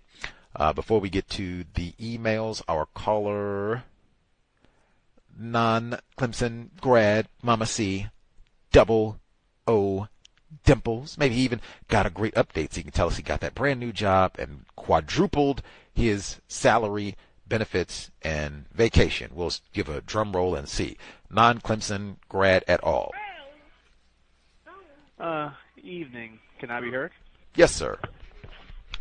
All right, cool. So we'll start with your very interesting introduction for me, and the answer is no. I'm still slaving away in my current position, making the same amount of money, but by the end of July, I'll get a bit of a raise because the county council decided it was worth giving a bit of a raise to all the workers. But, still toiling and slaving away in my current position, and that's okay. I appreciate the story about the black aviators. My wife and I have joked about Double O Dimples becoming a pilot when she was first born. So we'll see what she turns into when she becomes an adult. Earlier this week, I was on break in a pocket park off the trail, and a white woman let her dog off the leash. I saw the dog before the woman. Like all white people, the first thing she said is the dog doesn't bite. I left the pocket park and headed back to my cubicle. It's illegal to let your dog off the leash. Just like the time I came across a white male riding his bike with his dick out on the trail, I'm calling the cops next time. I'm happy to report that I passed my GISP certification exam, the exam I failed back in December 2025. I took the exam back in early June and got the results at the end of June. But before I took the exam, I decided I will no longer pursue certifications. Lack of certifications is not my problem at work. I am pretty confident at my job. If they don't want to give raises or promotions for whatever reason, that's fine. But I'm no longer going to pursue certifications or hard work just to prove that I'm a good worker. I already am. My annual evaluation last week shows that already. Instead, I will apply for other jobs and continue to work on my own personal business. On a side note, for the first time since I've been in my current job, which has been almost 12 years, the department is fully staffed. That has never happened. I think that's an indicator that movement in the market to other jobs is hard, which makes sense considering the fact that Trump fired a whole bunch of federal workers, which means they're filtering into other jobs. So even though I'm applying for other jobs, I'm competing with way more people, I suppose. Yesterday, during a zoning meeting, I asked questions about one of the text amendments. I was unsure what was being explained, but basically the number of people who can visit a home-based business is being capped at 3 people. I asked what precipitated such a change. The zoning administrator said people were complaining. So I asked scenario-based questions. What is the difference when someone living by themselves and has 3 business clients visit their home compared to a family with both parents and multiple kids and 3 business clients visit the home? The zoning administrator said this is about regulating the number of cars that could park at home-based businesses. I said that's fine, but why not regulate parking? The zoning administrator said capping the head count is a way of parking is being regulated. So I asked, what if people are driving to the home and a driver drives away? What happens if more than 3 people arrive at the home by using means other than driving? The zoning administrator responded with all the contempt I think he could muster in his voice, that if more than 3 people are at the property for business reasons, the home-based business license will be revoked. Now, I have a home-based dance business where there might be more than 3 clients at a time as we teach dance. So with this change, we're potentially running afoul of the county's regulations.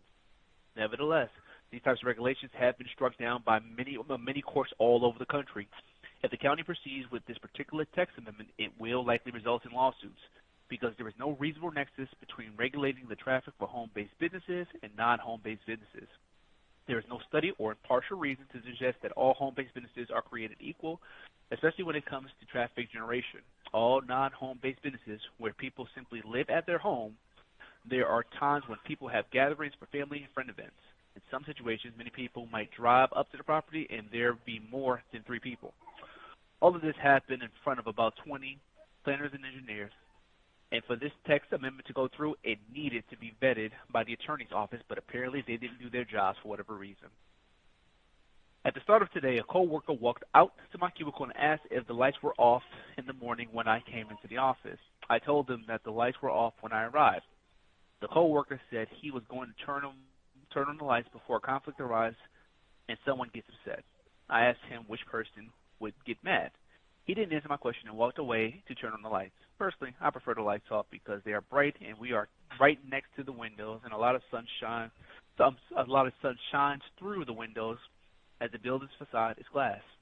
Through the years, the lighting in the building has been an issue for 2 years. And I was reprimanded by my manager about this issue when I touched him several years ago. A female coworker went to her manager at the time, and then her manager went to my manager, and my manager came to me about the lights about 2 years ago. And they hid it behind the excuse that lights needed to stay on so that security cameras work clearly. Clearly, that's not true at this point because when I come in the morning, the lights are off until people turn them on. So no one goes around them and turns them on before people come into the building. And they are not set to automatically come on. But over the last month, maintenance has been keeping the lights off in the morning, and then when people walk in, they turn the lights on. I guess I'll have to see how this plays out. If it continues to play out, how it continues to play out. I've been thinking about getting sunglasses for the office. Also today, I participated in my annual cancer research trial. This included blood draws, questionnaires, and body measurements.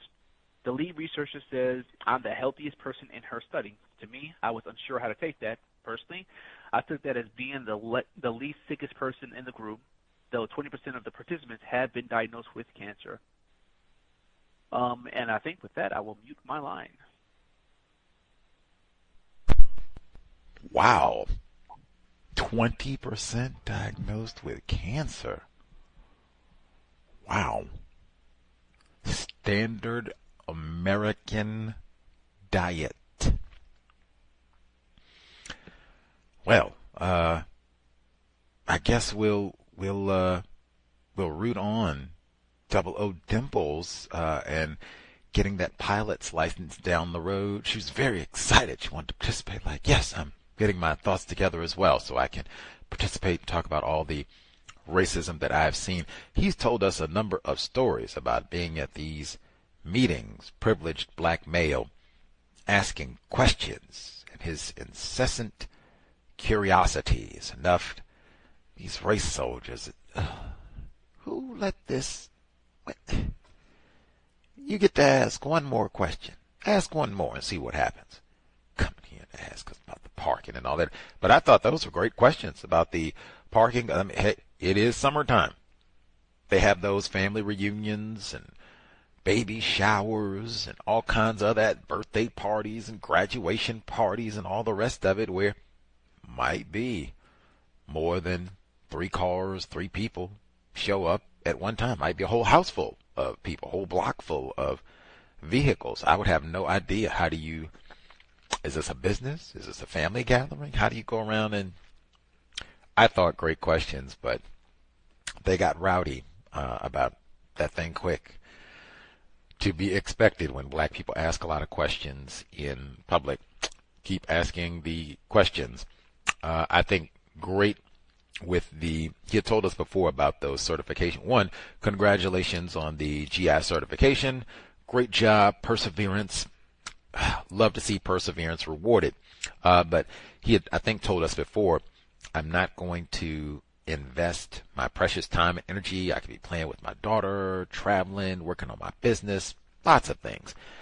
Getting these certifications to try to prove that I'm a great, competent employee. And they already know this. This is self-evident.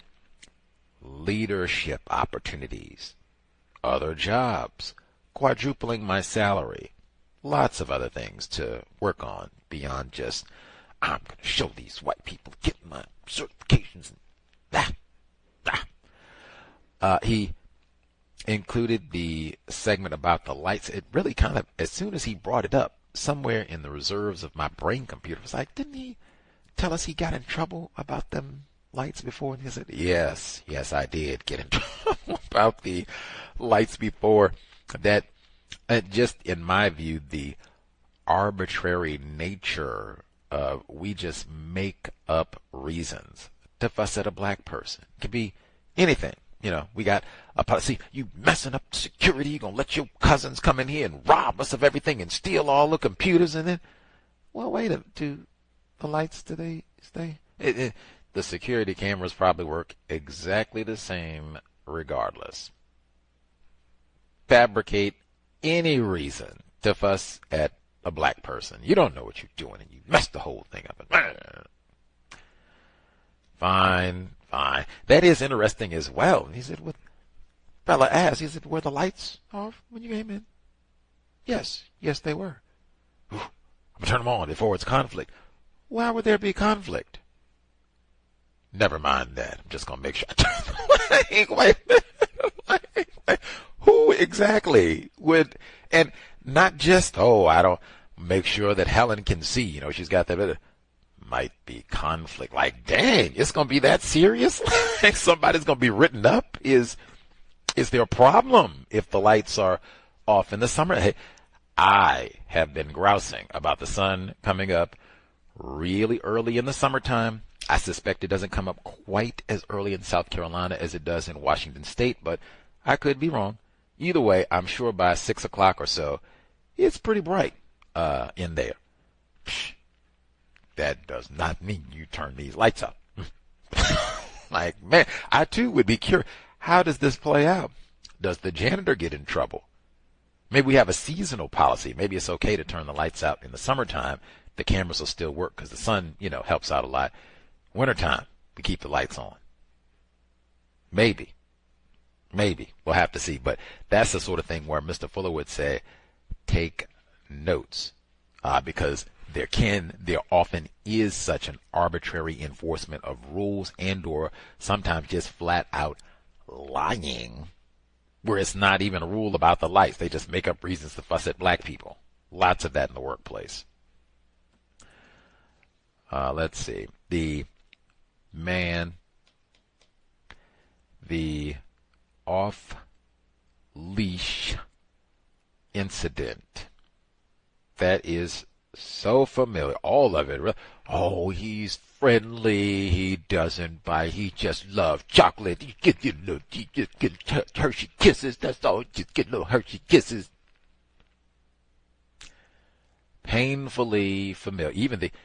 It is illegal for your hound to not be leashed at the park. Painfully familiar. Fact.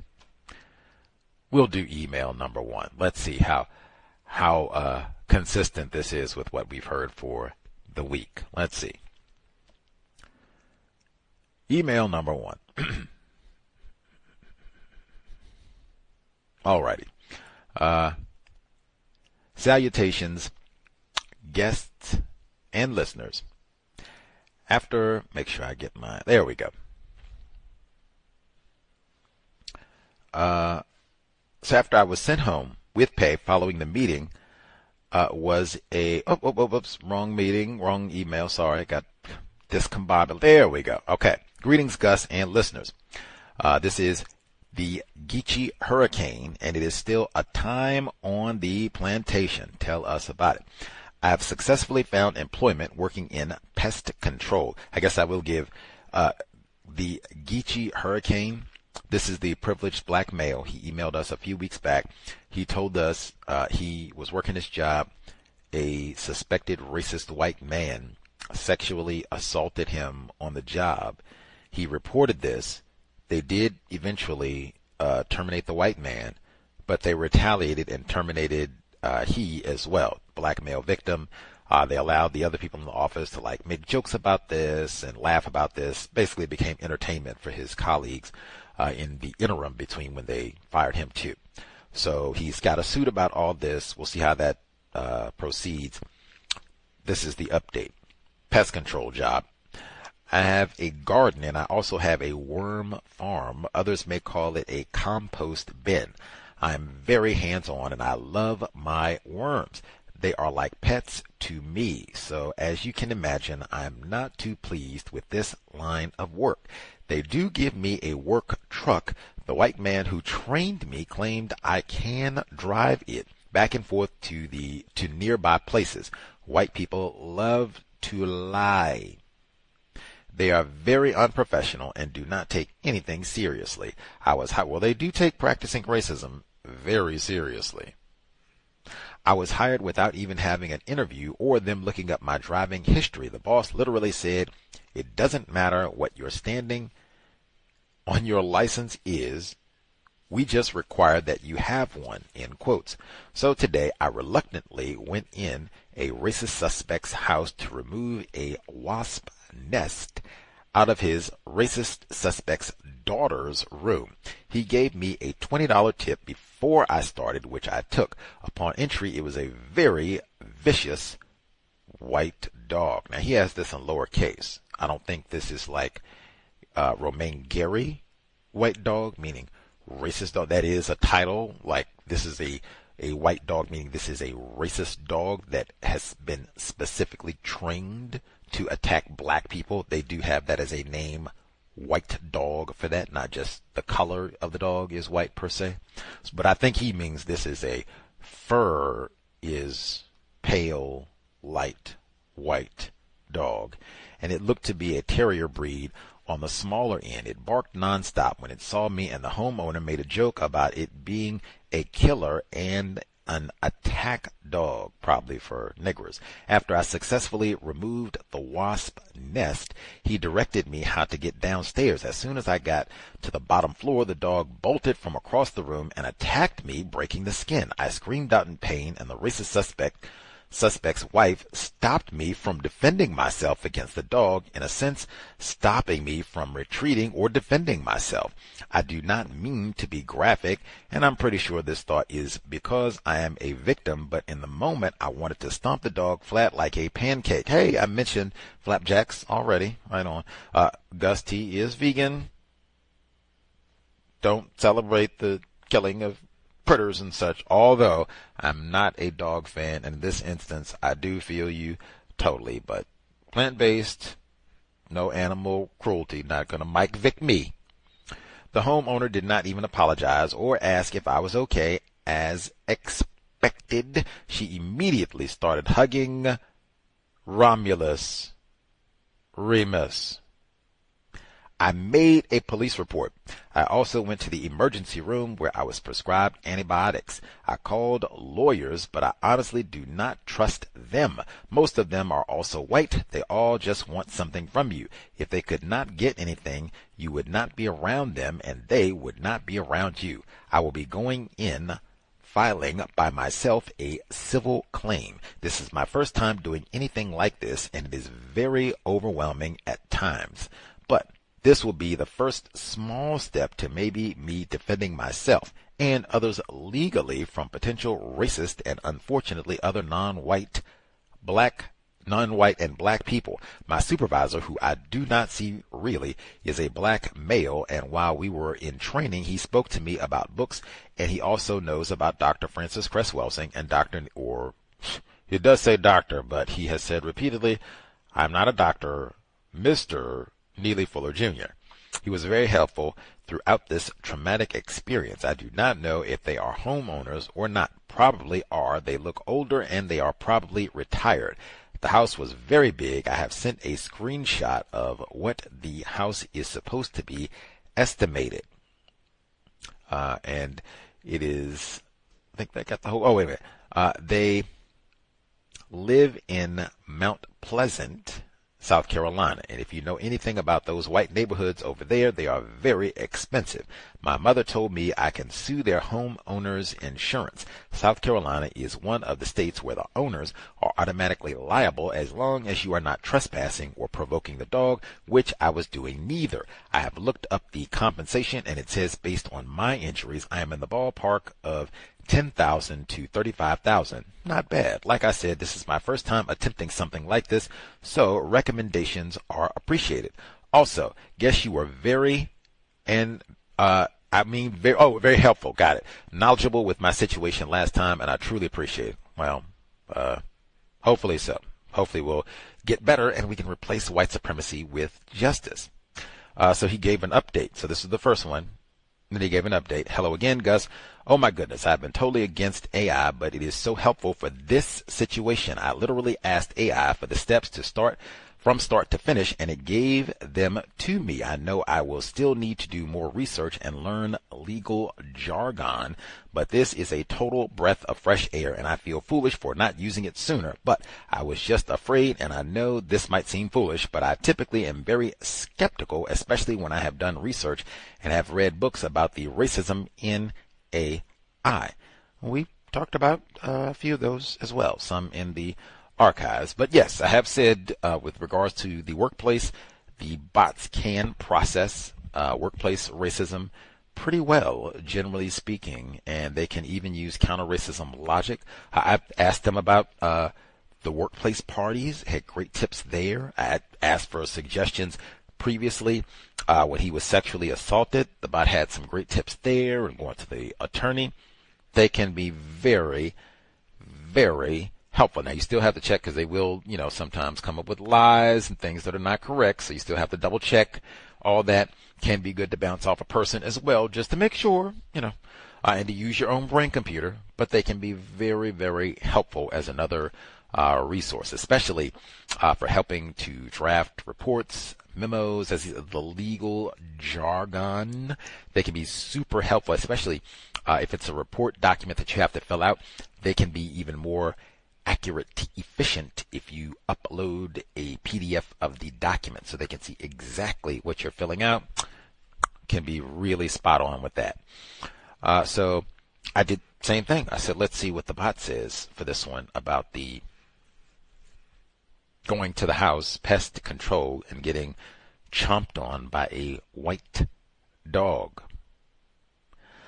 Says, because the listener is dealing with a combination of physical trauma, employment, politics, and navigating the legal system on their own, the advice is broken down into 3 critical operation areas.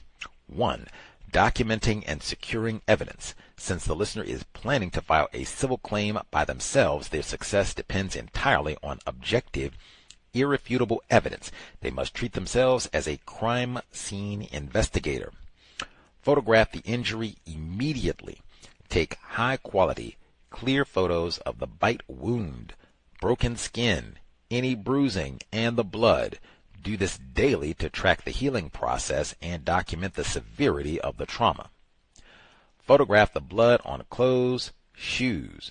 Do not wash any clothing, pants, or shoes that have blood or tears from the attack. Place them in a secure plastic bag as physical evidence. Secure the medical records. Request copies of the emergency room discharge papers, the antibiotic prescription, and any clinical notes regarding dog bite trauma from the hospital. Get the official police report. Secure the physical copy or report number of the police report immediately. If animal control was notified, get their separate incident report as well. 2. Navigating the workplace pipeline. The listener's employment situation is complex because they were injured while on the job, on a homeowner's property, while operating a company truck. File for workers' compensation first. Because the injury occurred during the clock hours of employment, the medical bills should be covered under the employer's workers' compensation insurance. Filing this creates an official corporate record of the injury that the pest control company cannot erase or ignore. Protect the work truck privilege. The white trainer stated the truck could be driven to nearby places, but the listener noted, "White people love to lie." Direct quote. The listener should strictly use the vehicle only in italics for official company business and direct commutes to avoid giving an unprofessional management team an excuse to claim unauthorized vehicle use as retaliation for the injury report. I think that is great because it's vague. He says the truck could be driven to nearby places. What do you mean nearby places? Like, let's say we were here in Seattle. I know some people would say, hey, you can catch a public bus and go from here to Tacoma, which is about 30 miles away, maybe a little less. That's nearby. I know some people who may say, hey, we are in the Pacific Northwest. Portland is a part of the Pacific Northwest. That is nearby in the context of Seattle. Now, Portland is about a 3-hour drive from Seattle. Some people might say that that's nearby. That is very vague. Most of the time, companies, if you get a company car, they are precise in terms of it might be plastered on the vehicle only for company use, official business, not for you to go and take your friends to lunch, go to the grocery store, haul wood, or whatever else. Just company use. Go into someone's house, you come back to the pest control office or whatever it is, not cavorting around the city, and you go visit all the places you've never been before and tourist attractions, go hang out at my mama's house for a little while. Whoa. Exactly that. And it might even be something we don't even know where you've been. Wink, wink. They got GPS on everything. Maybe they have GPS on the truck. Maybe they don't. You assume they do. It might even be something they just look at the mileage, gas consumption, whatever. Hey, this nigger, you've been driving to Portland, ain't you? Oh, yeah, you're out of here, that sort of thing. So I thought that was a great one. And for everybody, if you get company car, they give you a vehicle or what have you, assume it's 2026, it's almost 2030. Assume that they got GPS and everything else and cameras and all of that. They will know every teaspoon of gas that you have used and where you went. Let's see. Utilize the black supervisor productivity. The supervisor who knows the work of Dr. Francis Cress Welsing and Neely Fuller Jr. is an asset. The listener should keep the supervisor informed in writing about all medical updates, work restrictions from the doctor, and incident reports. Do not let shared counter-racist vocabulary cause the listener to drop their guard. Keep all communications strictly professional and documented. I can't stress that last one enough. Just because a person says that they're familiar with Mr. Fuller, Dr. Welsing, that doesn't mean anything. I have been cursed, called names by people who swear up and down that they're very familiar with Mr. Fuller, Dr. Welsing. In fact, I remember we had a listener. She was working with another black male. She did the same thing, mentioned Mr. Fuller, Dr. Welsing, and the person, really? Wow. They said they were so receptive, and she let them borrow a copy. I think it was Dr. Welsing's book. Could have been, I could be inverting, maybe Mr. Fuller, but I think it was Dr. Welsing. Said, oh yeah, I'll let you borrow a copy, blah, blah, blah. Man, they went and snitched on her so quick. Took that, look here, master, look what she read, look what she read. You didn't hide no nigger woman come in here, got some book talking about, look at that, got ISIS papers, keys to the color. She got some old radical revolutionary book talking about overthrowing the black. Fire right now. It's in the archive. He talked about it in the archive. I was like, ooh, I don't have no books to talk about. We're only talking about the job. They say something like that might, same way with him, that might be a trap. Let me reel him in. And see, because that's like in 1984. Let me reel him in and say, oh, you know about Dr. Welsing? Dr. Welsing? Oh, my goodness, keys to the college. You know I love Dr. You exactly the type of Negro we don't want around here. Wait till I go tell him. Like, I would not be surprised if it's that sort of thing. So if they say that, great. You can make a mental note to yourself that maybe this person might be constructive, maybe not. Exactly as the bot said, you cannot let that cause you to lower your guard, where you become uncodified and relax and think, oh, this person is cool, this person has got my back. You don't know any of that. Keep it codified. As far as I don't know, I have to check that out. You said Dr. Fuller? Okay, I'll check that out. Dr. Fuller and the Welsing. Okay, I'll check them out. Executing the civil claim pro se, filing alone. Filing a lawsuit without an attorney is overwhelming, but highly doable if the listener understands the local legal mechanics. Determine property ownership. The listener mentioned sending a screenshot of the house's estimated value. They need to verify ownership by looking up the property address on the county's local assessor or recorder of deeds website. This will provide the exact legal names of the homeowners to list as the defendants in the lawsuit.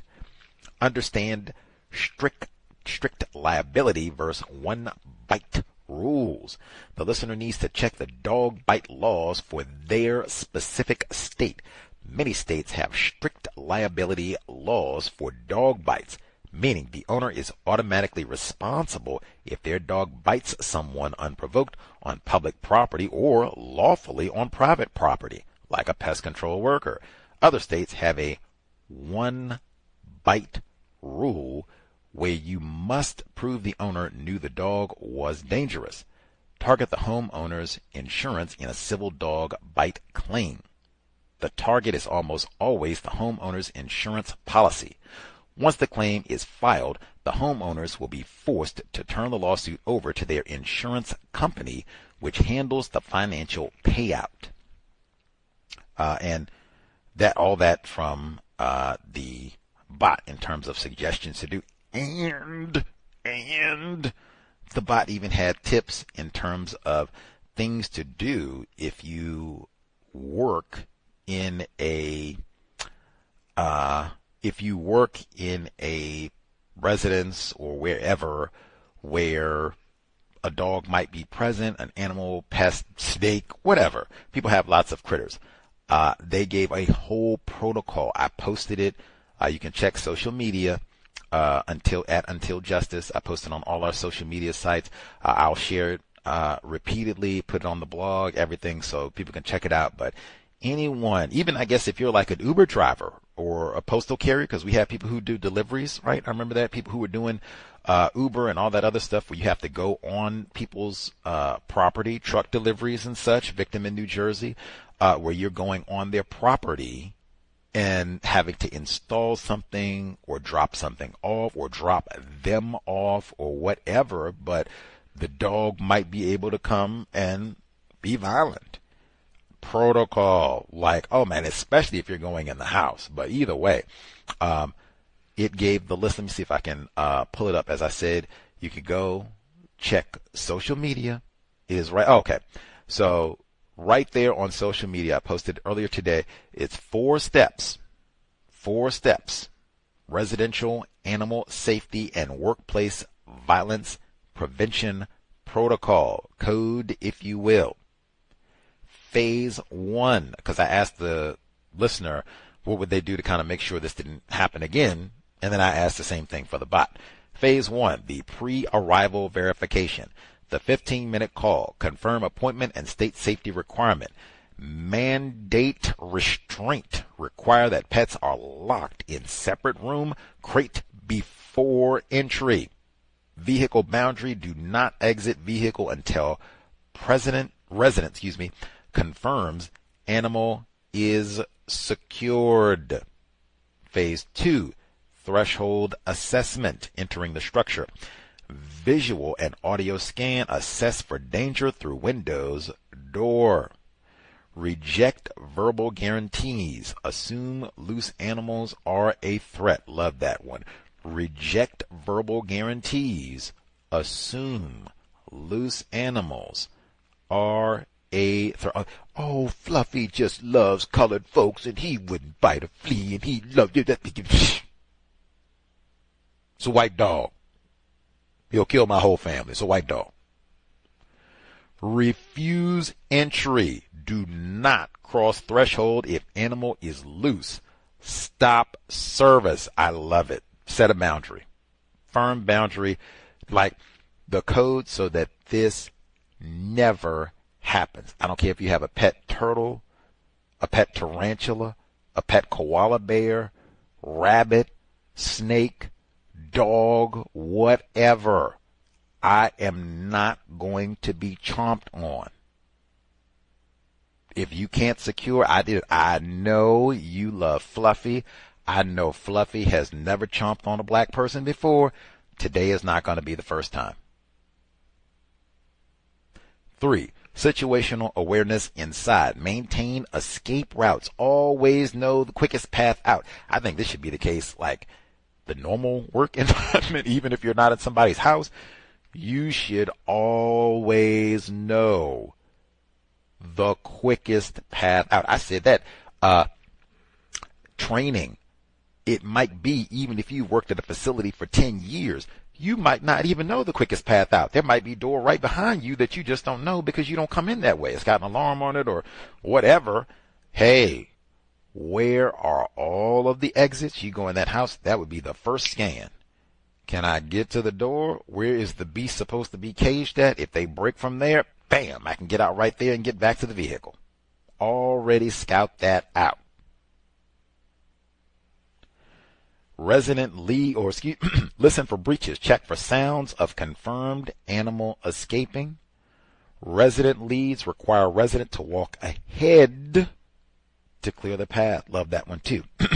And finally, number 4, phase 4, defensive posture and workplace violence defense. Deploy physical barrier, clipboard, tool bag, binder to protect torso. Do not trigger chase. Stand sideways. Command, no. Never run. Immediate evacuation. Terminate the job. Log unsafe environment if threat is minimized, ignored. I love that one too. If they're just on, oh, Fifi's fine and she wouldn't harm me. Come on, Fifi, just love her. Let him love her. You just need to lick on your little, that. Unsafe. That's my word. Unsafe. Because company doesn't want to deal with all that. You got to file workers' compensation and all that. Geez, so it's got that. Put Fido in the basement, attic, tie him up outside, whatever you get, put him in the car, garage. These folks look like they got a big house. You got lots of options. You can store him away and even get one of the children. Go hold Fido until the nigger here gets done, get the wasp out, and then Fido can run amok again.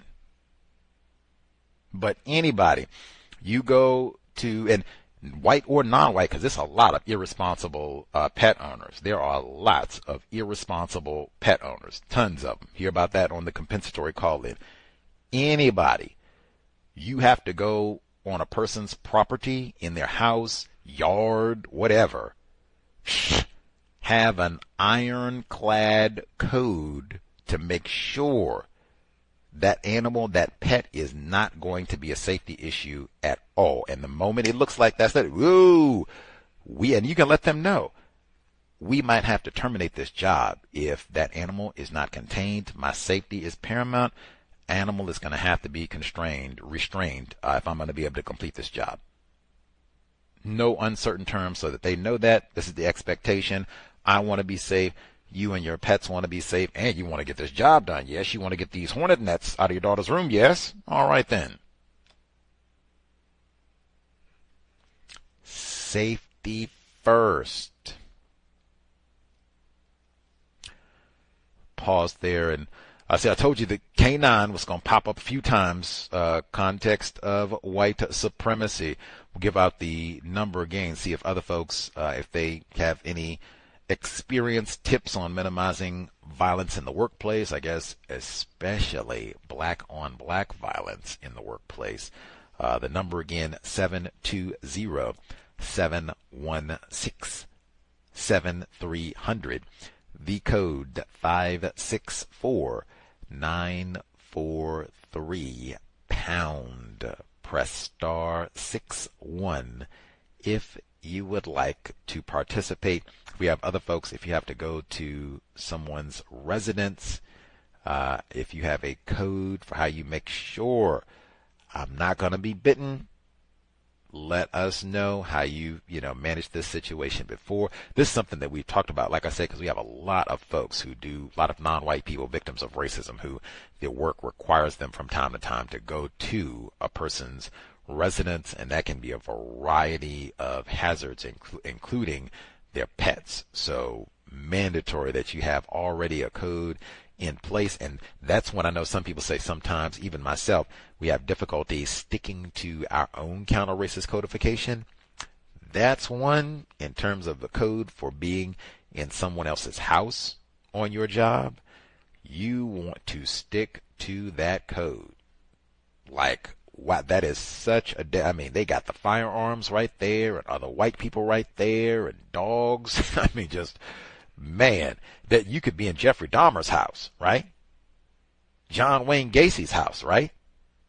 Ted Bundy's house, right?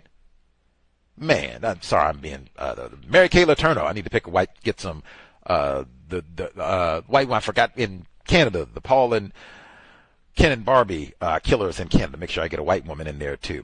Lucy Letby, yes, you could be at Lucy Letby's house. You don't know.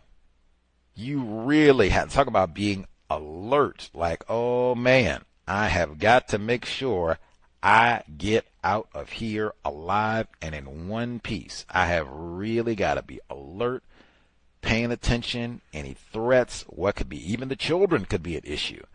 I have got to be alert and mindful so that I can get out of here in one piece. And we've had so many of these where just even you come in and park in a truck, other people, what are you doing in this neighborhood? How did you get in this gated community? We didn't call no pest control.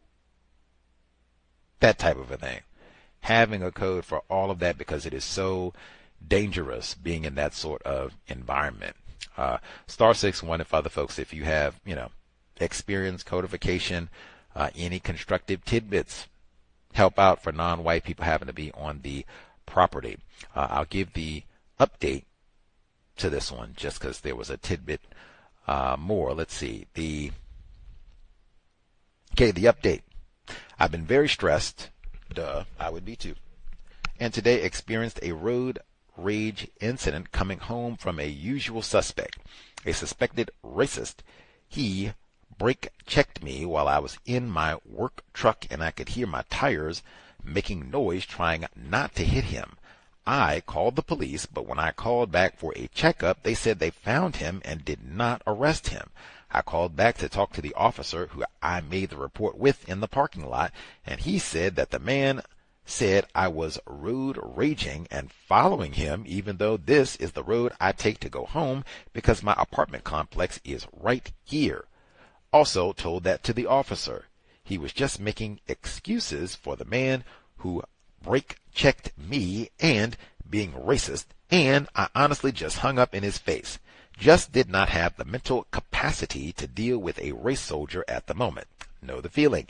I am currently writing my deposition questions that I will send to the owner of the white dog, so I can have them ready when it is time. I first start off with questions about my character, like was I ever rude? Did I raise my voice? Was I helpful? Were you pleased with my service? Even though the white people can lie. Did you give me a $20 tip? I also have a question asking him, did I ever raise my voice? And if I did, why? Did you apologize or check to see if I was okay? What was done after I left? Was the incident talked about? And if so, what was said? What further steps have been done to ensure it does not happen again? Has the dog ever bit anyone before? Is the dog aggressive?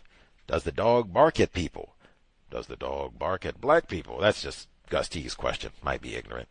Again, this is all new to me, and I will also utilize the programs that help individuals representing themselves, just for legal advice and for different perspective. Now, I also plug this into the bot because he had the road rage portion of it too. So the bot response. The actionable rule. The listener cannot officially serve interrogations until after they have formally filed the civil lawsuit in court and had the defendants officially served with a summons and complaint. If they just mail these questions right now, the homeowners will simply throw them away or pass them to their insurance company to use against the listener. Refining the questions. The listener's questions regarding the dog's history. Has the dog ever bitten anyone before? Is the dog aggressive? Are excellent for proving a one-bite rule or showing prior knowledge of danger.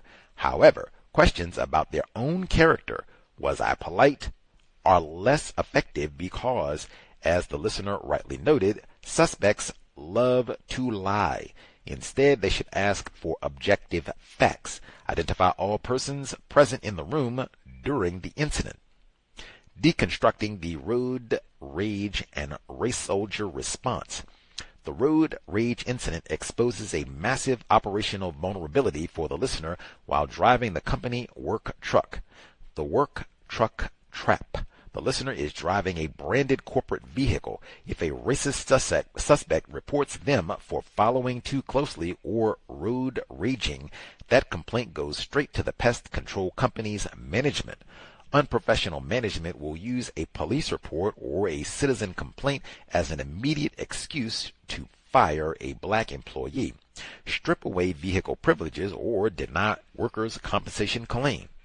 The ultimate countermeasure. The listener must buy a dual lens dash cam facing the road and inside the cabin for that work truck immediately.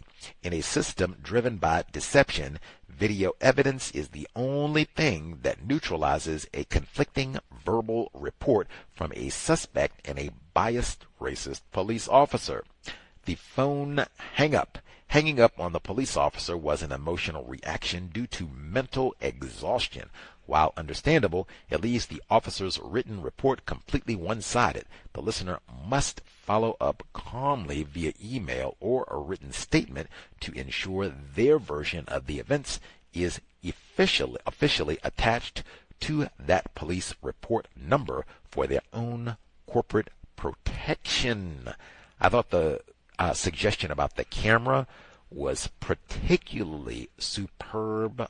We have a number of the same thing. We have lots of folks who do driving, delivery, ride share, all different forms.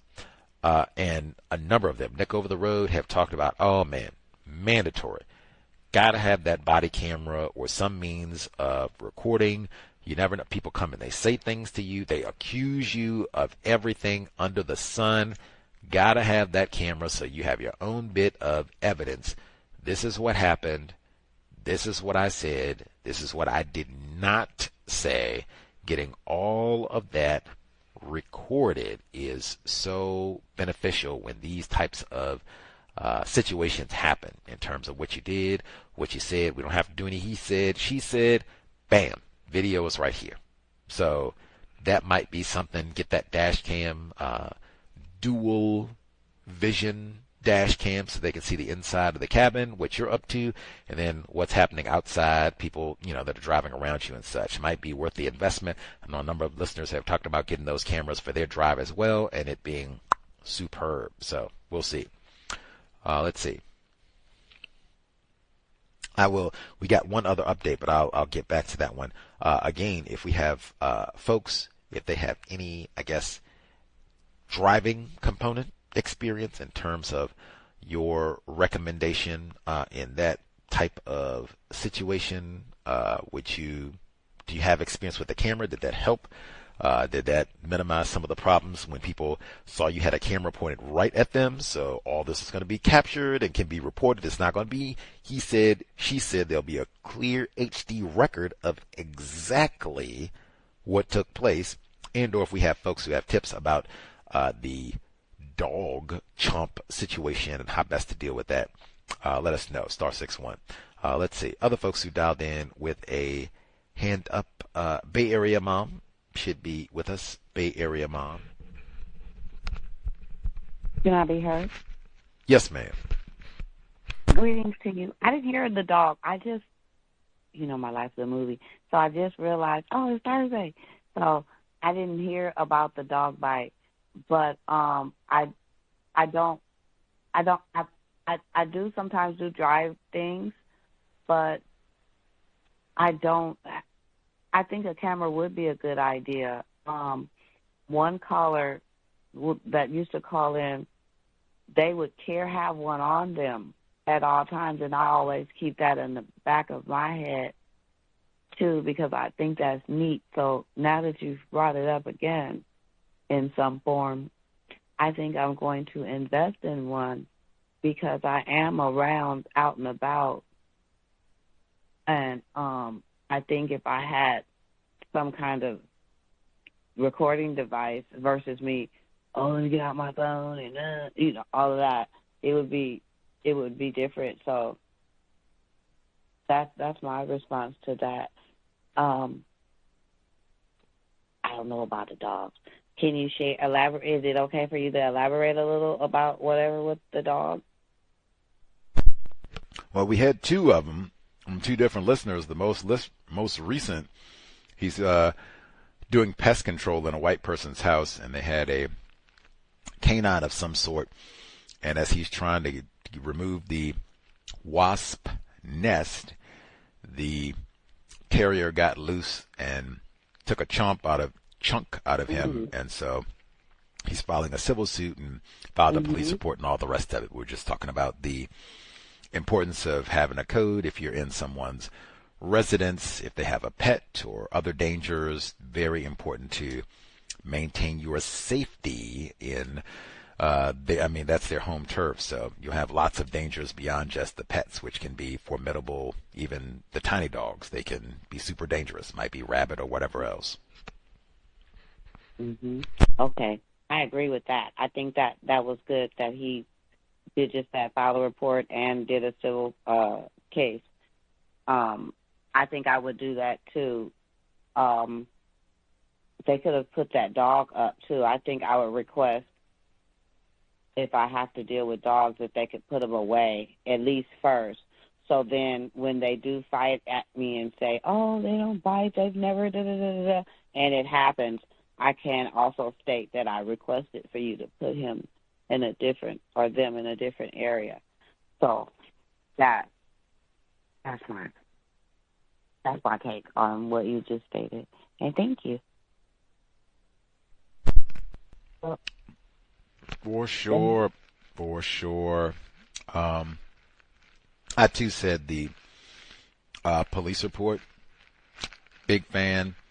The civil suit as well, hoping that he gets the maximum amount of dollars, maybe highest payout ever in the state. And the having a code, because I think this has come up before. We have so many folks who do work in people's houses, but white people in their Romulus and Remus, knowing they love their dogs, but the call in advance. I'd said that the bot, great suggestion. I think we had touched on it previously, but the bot reminded me and then gave us a great graphic. The call in advance. We're going to try and nip this in the bud before you even step foot on the property. The call and let them know. Lock your hound down. I'm not stepping on the property until they're secured. I don't care what. I'm going to do the cable, coming to do the Wi-Fi, coming to get the hornet's nest, whatever. I do not step foot on the property until the hound is locked down. And then you alert, eyeball, where's the dog? Okay. Anything changes, work's not going to be done until the dog is locked down. No verbal assurances. Safety, my safety is paramount. Need to survive this job. No bandages, no bloodshed, no injuries, no nothing, not even a scratch. Really, don't even want no dog saliva on me. It's not my hound. Might have the rabies or whatever else, but yes, lock it down prior to, and then be vigilant the entire time that you are on the property. That one, big advocate. There's lots more dangers other than the dog when you go in a white person's house. Like I said, there'll be other white people and guns and whatever, knives, whatever else. But certainly, at least the dog, pet, you can get that locked down before you go there. And even I would check and see if they have policy and procedure. You can ask if you go on a new job and you know you have to go to people's house, what are we supposed to do, say, if they have a pet, to make sure that we're safe? I would think most companies, if they have training and all that, they have a protocol like, oh yeah, this is what we tell our drivers or our operators to do. Boom, boom, boom, boom, boom, boom, boom. And then if you don't think that's enough, you can add whatever you need to, on top of that for your safety. But yeah, no playing around with white dogs. Did you have any other from your own, what's happening with the school, or just making sure you gave your commentary for the dog situation? No, I just heard you mention that before you released my line, so I figured I'd touch on whatever you were talking about if I could. I see. Much obliged. Thank you. Mm-hmm. So, workplace racism. Today's the last day of summer school. Yay! So I get a 2-week break. Only 2 weeks because I did summer school, and we go back in 2 weeks and scrub walls and put the school back together. But it looks like they mop the floors with the rag mop and waxed it. So I say that because the system that they're using, you're not getting the dirt up, and you're not cleaning the school. You're not cleaning a year's worth of foot traffic and so forth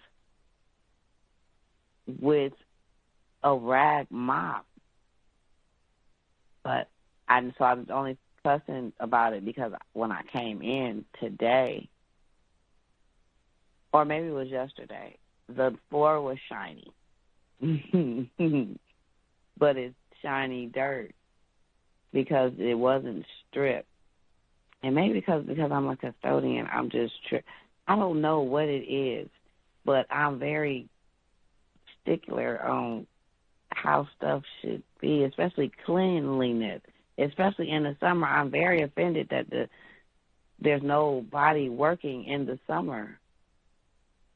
And whatever they did as far as at night, I guess this is when it's happening, that's not good enough. That's not good. I think whatever they used to clean the rugs, it was bought from the store. And I guess that's okay. I'm not really tripping off of that. I just wonder if it were another school that wasn't predominantly black, would the cleanliness be different? I requested soap to be put in the bathroom at least a week ago. I have access to every bathroom there, so I don't necessarily have to use the same bathroom that the other staff are utilizing that's working summer school. They don't have that access. Even people that work, maybe one girl has a key. So it's one girl that's at the upper school, but we're still in the same building because of the special education. So the special education is still connected to the elementary school. They're just at the other end of the hall. So she has a key. Maybe the head teacher has a key. And she also had access to the main building key so, she can get in and out. But she didn't have access to the alarm code. So if nobody gets there before me, you have to wait for me to get there. so I can do the alarm.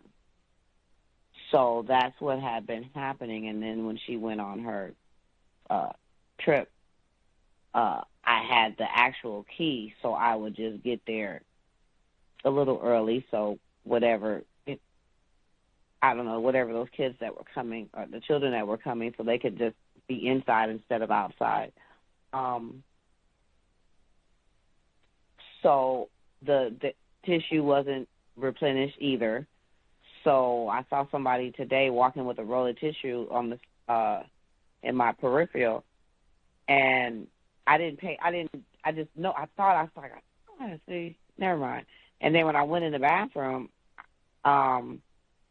for a second, I asked somebody would they stand by the door where the young man that I had was, so I could just run to the bathroom. So I ran to that one because it's the closest. No hand soap. Now, I already requested hand soap to be in there. This Spanish lady said she was going to tell the janitors to do it, but it didn't happen. Tissue didn't happen either. Paper towels did. I think the first week I did get paper towels, but that's when the other custodian that's usually worked there, he was there, he did it. But I still don't understand going on vacation in the summer as a custodian, because that's when you need to deep clean the school that's not getting deep cleaned. And I'm not impressed with that wax over dirt. I just said, oh, I'm not going to be, I can't do it. I'm very, so frustrating. So that means no deep cleaning. What was the point of packing up all this stuff, removing everything from walls and all this stuff for you to not clean the floors? Yeah, you shampooed the rugs this time. Yeah. You didn't mop. In order to mop the floors in real life, everything must go in the halls. The room has to be vacant. And then you high dust. And then you low dust. And then you sweep. You clean the windows. You clean the blinds. You get on ladders. And then you strip the floor of the dirt if you're going to wax. And then you put the wax solution back on. And then you're proud. Oh, that was great. They're so excited to get in. And then you gracefully put your furniture in. And if you really want to be nice, you take a picture of the classroom before you dismantle it, and then you know how it's supposed to be set up. That's not happening. So I've been going crazy for about 2 years. So anyway, the young man that I have, the one that I've been with, the little kicker, spitter, biter, peer, the one that I've been really working on rearranging his behavior, he's been there a lot. So he even came today. He came yesterday, he came today, and I think he came another day this week. And it's been great because it helps me make him do work, because I don't have work blocks with him during regular school. The only time I do work with him is if he's not doing the work on the other blocks. Then I'm like, okay, give it to me. I'll have him do it. So other than that, I don't have him for work blocks. So I can only do what's on his schedule. And when I leave him, say for instance, school starts at 8:30. He may or may not get there at 8:30. He might get there at 8:45, 9 o'clock. So now that's him eating breakfast. And if I have time, I can push him in the morning meeting. Sometimes some of his services are around 9-ish, 8:45. So then they're over at 9:30. So that time is gone, and I don't see him again until 1 o'clock. And by then, I need him to go to PE, or I try to get him to go to PE even if he's asleep, because I use PE to have him follow directions. And I work with the PE teacher so he can have an understanding. He's wonderful with him, and he allows him to be, and he redirects them. He's very good with them. And it teaches him to also play with the other kids, because this is his engagement with other children as well, PE. And we do lower levels. Say, for instance, he was in the 3rd grade last year, so we would go to 2nd grade PE. When we would go to his 3rd grade PE, it's so animated and out of control, it's too overwhelming for him. So he can't deal with his class level because there are a whole lot. And then 4th grade is even worse. He's just, oh, goodbye. So I just started him doing PE just because I thought about the following direction part of it. And so I merged with the PE teacher, and I just started having him push into there at one of the PE times. So, because what are you going to sleep? You're not going to sleep. It's PE time, let's go. So, and that's any PE he can go into. But during the summer, I've been having him, even though he doesn't want to sit in the class, I still have him sit as long as he can endure in the middle school class. And then when he wants to leave, I have him go ask the head teacher if he can go, or let him tell her what he wants to do. So it takes a lot, because he'll look away at her and he won't say nothing, and she'll have to initiate, what do you want? You want to go in your room? Yeah. Okay, what's that? I'll go to my room. So that, because, sometimes children on the spectrum, all that eye contact and extra communication is a lot too. They'll shy up. So we'll do that every day. So I have him do that if he wants to leave, but I also take the work. So everything that the children in that middle school class is everything they're doing, I have him do as well. Now, please believe he does not want to do this, but I don't care. My goal is to figure out a way to get it done and allow him to do his stuff too. Because I don't want him, doing so much work that he don't want to come back because I need him in summer school to get him ready for this last year of elementary school, because he was sitting in a room for 2 years. Wait. So before me, it was I think he did kindergarten and 1st grade without me, and it was insane. And then that's when they started putting him in other rooms in the midst of that, probably 1st grade. And he's going from all these different rooms to rooms to rooms to where he's moving rooms again. But the good part about that is he's closer to the middle school. I don't know. I don't know what I could get out of it. I don't even know if he'll stay to go to the middle school, but I want him to push into the class if necessary, and him being in close proximity to the class. And it's not a far walk, and you just go in real quick, get out, however long he can endure it. And I want him doing work. And he did a lot of work, and he did not. And I had to count my days because this is the last week of school, and he had a math packet that he was basically challenged to do.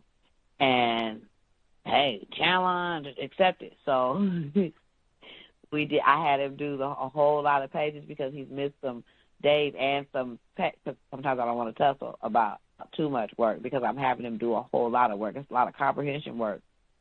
And just a lot of stuff he doesn't normally do. So sometimes I don't want to just overload him. So we had a whole lot of pages to do yesterday just to at least finish the packet. So he did not want to do it, but he wanted to use the internet. So he ended up doing it. But it took a lot, and he was doing a lot of fussing. But my statement is he can do the work, and I want him doing the work because no one else is going to give him this cushion. That he's not going to be allowed to just be in a hammock eating chips and dip all day and kicking in the walls and swinging from the hammock, coloring, playing in water, just all the things on the iPad or not roaming to school. He won't be able to do that anywhere but here. And this is that year. This is it. So they're allegedly removing some of the RBTs that come into the school to be with kids one-on-one for whatever reason. They're going to remove, I don't know when, but they're speaking to remove that amenity that the school had, because with them coming in, that frees up a para to do other things, or frees up a teacher from having to deal with the behavior, because now all of a sudden teachers have to deal with behavior, their behavior managers on top of everything else. So it's really a wild time. So I did all that. I'm so proud of myself. Yay. I finished his zoo book. I didn't finish his book from when we went to, so I do go out with them. His mother asked me, would I help her with him, because the way I deal with him in school. So what I do is I'll meet, if, say, for instance, if he wants to go to the zoo, I'll meet you at the zoo. If you want to go to the Monterey Bay Aquarium, I'll meet you there. I'll meet you at the ferry. We catch the ferry, and what I do is model for her what she can do instead of what she had been doing, and it works. And I also, with her, he's a twin. So because this other child gets the most attention, this twin falls off, and his behavior reflects it in school that something's going on. So I told her that if you don't balance your time out, you're going to lose this one. This is the youngest, and the one that's older than him is getting the most attention because he needs the most help, but you've got to give some time to this other one. So if I go out with them, he can have time with his mother, because this other one requires. So because he's on the spectrum, I'll give you. So we went on a field trip. I did have a group. I'll never have a group again, but I tried it because I wanted these other girls to have a good time. But he likes to stare at the fish or just do repetitive things that the children on the spectrum like to do. And the brother does it. You know, he's oh, let's go here. And then, oh, no, I want to stay here and stare at this fish. So if I'm there or someone else is there, the other child can enjoy himself. So I just look at it like that. So I don't spend the night, or they don't spend the night, but I do go out. So if he wants to go to the zoo or the Monterey Bay Aquarium, I don't care. Yep, let's go. So, and it's great for him. And then I teach her how to have patience with him and what he wants to do, and then kind of free her up so she can spend time with the one that gets neglected. So, and it's great, and we're going somewhere again. So, but I have to figure it out because I have a lot of jobs. But it works out because it helps with his behavior a lot. He's so much more calm, and he uses his words. So he talks so much more. I even script with him and everything. It's great. So, we're packing up.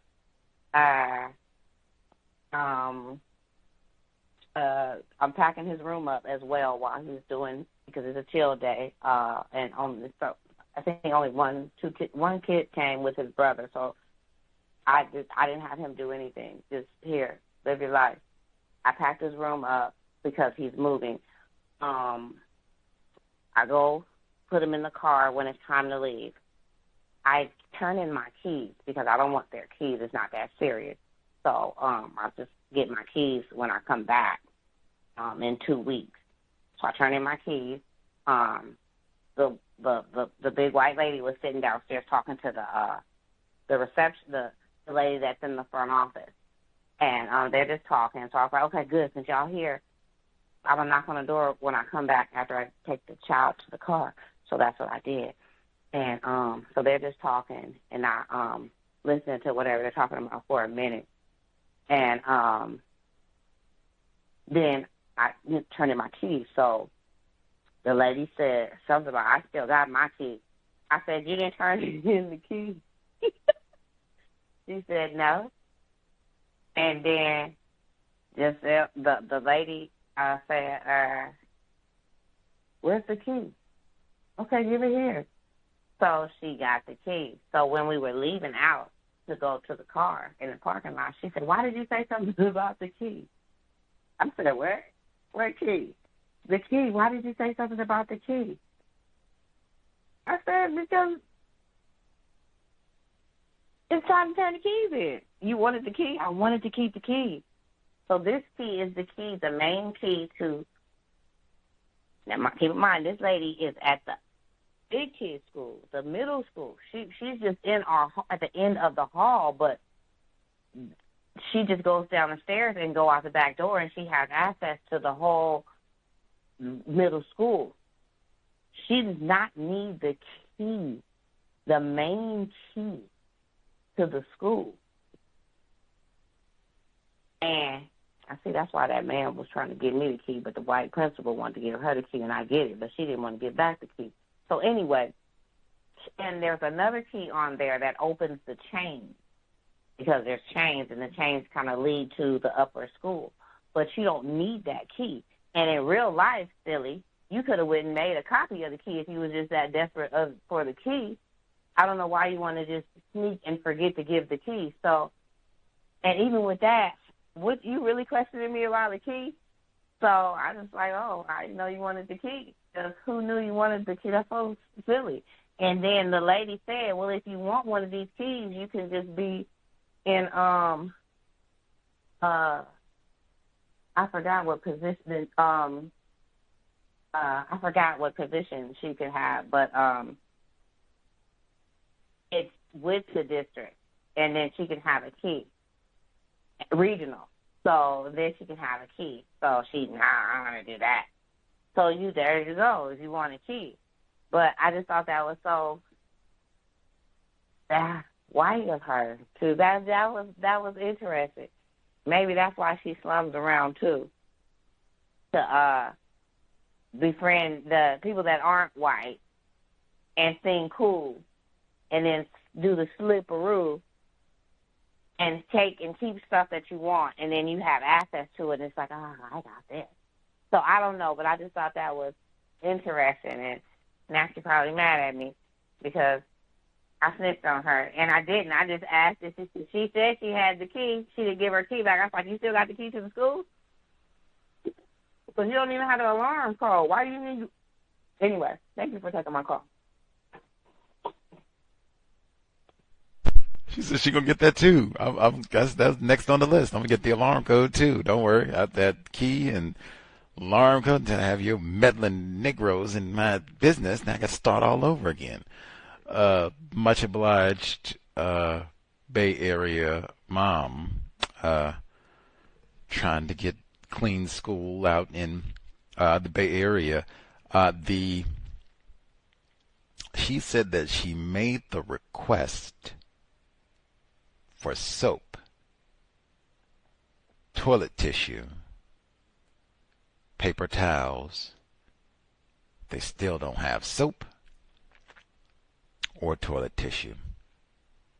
I said, man, that so many parallels with Milwaukee, and I can't think of anything that I want to be compared to Milwaukee about. Like nothing. But that's one. They didn't have no soap in the schools. I said, man, how pitiful is that? The water is contaminated where they got all these lead pipes at the Milwaukee schools impacting black children, and they got schools with no soap. You can't drink the water, and you can't wash your hands with the contaminated water. Man, at least they didn't have lead pipes that we know of out in the Bay Area. She had said before about the lack of custodial staff during the summer session. And I said before, like, these are Negroes, you black children. You're lucky to have a broom even during the full academic year when the fall comes around. I mean, they're trash. The black staff is trash. Clarence Thomas is trash. Trash is trash. What do you need a trash bag for? What do you need toilet tissue for? She said, I said, man, she said, we supposed to, this is the deep clean. It's summertime. You're supposed to have the phalanx of custodial workers, and they get the ladders. Ladders? What? Ladder? You're going to climb up and you're supposed to scrub the seat. She said you get up and you're supposed to wax and scrub the blinds. That's why you need the ladder. Scrub the blinds? Who? What? They said, what? Scrub? Wax the floor? I said, I even remember that one. They did that before, trying to say we're going to be proud and young and black and have a vision for what we can be. And remember old Dr. Marcus Foster? And she said that they waxed this is like way back eons ago. They waxed the floor and they went and got the desks and things, and they were scraping the, like, whoa, wait a minute. You scraping the floor. We just waxed and you gonna scratch it at that. And they scraping things. Like, what?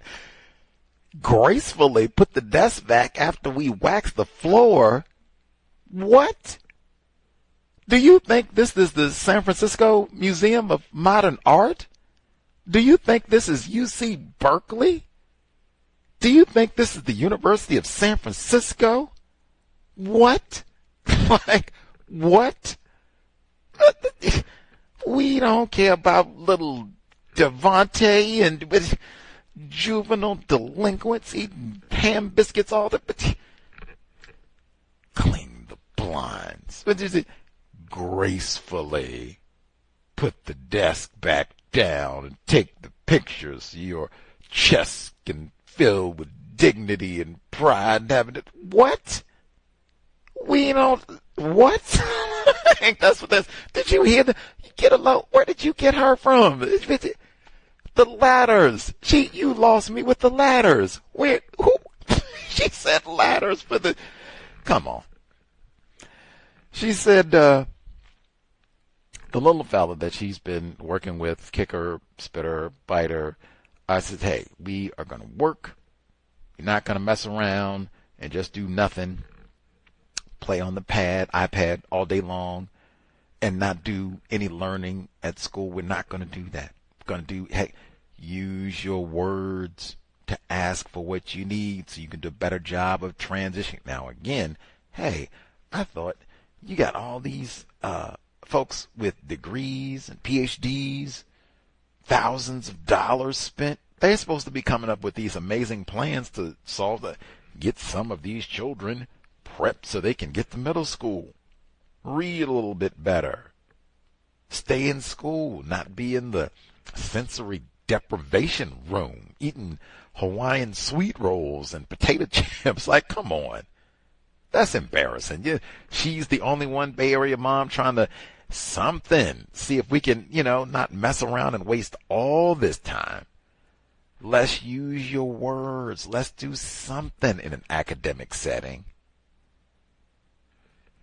Man, one of one Bay Area mom with the young people. Not gonna let him sleep during PE. Amen. We got enough of that. Let's get at least for PE. Let's get up and go out and do something. Man, Jesus Christ! You can't even go participate in PE. Lord, she says you've been sitting because you've been sitting in the room for 2 years. Sitting in the room for 2 years. That's 2 years of nothing. That's why you can't even do PE. Total embarrassment. The key issue with or I guess before I go, I will say too, the modeling for the biological mom and family members, great, and being patient with young black children, even when they might be difficult. They didn't choose to be here. You did choose to have these children. So be patient with things that they can actually do and trying to do things to help them get better, get stronger, grow that brain computer so they can help us replace white supremacy with justice. But it's so many things, especially the Bay Area in the summertime. Like, whoo, there's so much to do. California in the summertime? Like, are you serious? Y'all aren't even in LA so you can breathe? Like, man, the world is your oyster. But that's awesome. Modeling for mom, things that we can do, being a little bit more patient with black children who did not ask to be here. Joke is on them. The bit about the key at the end, I do think that is a unique facet of white identity racism as well. She was so angry about that key, and I agree, the way her going around and befriending these victims of racism, non-white people, and even the students, staff, all that, she can chum them up and get access to maybe get keys to their room or what have you, but chum them up and get resources and access to things that she shouldn't have or doesn't have already, and she can just go around and hoard all of that and then get an attitude, I want to keep my key. Why? Why is that so, important? You got to keep be mad about it, Wow. And that, I feel like I've seen that sort of behavior before, the little bit of teaspoon of control that I have. I'm going to go around and see if I can weasel my way in to get even more. That's why I said, like, she said, oh, I'm going to get the access code. I got that on the calendar. I'm going to get that too. You keep your mouth closed. I get the key, access code. I'm going to be racking everything. I'm like, man, what does it mean to be white? That's what I mean. White people are not ignorant. Ignorant about what? That access code, I'm telling you, I'm counting down. I'm going to get that. That's just a matter of time. Let's see. Before we get out, let's see, get email. Yeah, get email number 2. Hi, Gus, Cow's audience. It's been anti-black week on the plantation, aren't they all? I've been wearing my tortoise pattern glasses all day, sitting opposite Keisha, my black sister, and having conversations with her. She and Tristan returned from a meeting, and out of nowhere, she looked at me almost angry, and she was just about to ask me why I'm wearing her glasses. She was about to cuss me because she thought I'd taken them even though I'd had them on all day, and she'd been looking at me across the table. I just looked at her. That is kind of wild. Heifer, what are you doing? Did you take my... Oh, my fault. I was about to curse you out good, you black wench. I can't get up. I'm so sorry. And that's one right there, the anti-black. Now, if it had been a white person and they had the exact same purse, exact same cufflinks, exact same tie, exact same glasses, whatever, can you imagine? That's what I said about the black dude who choked a coworker. I said, it's no way.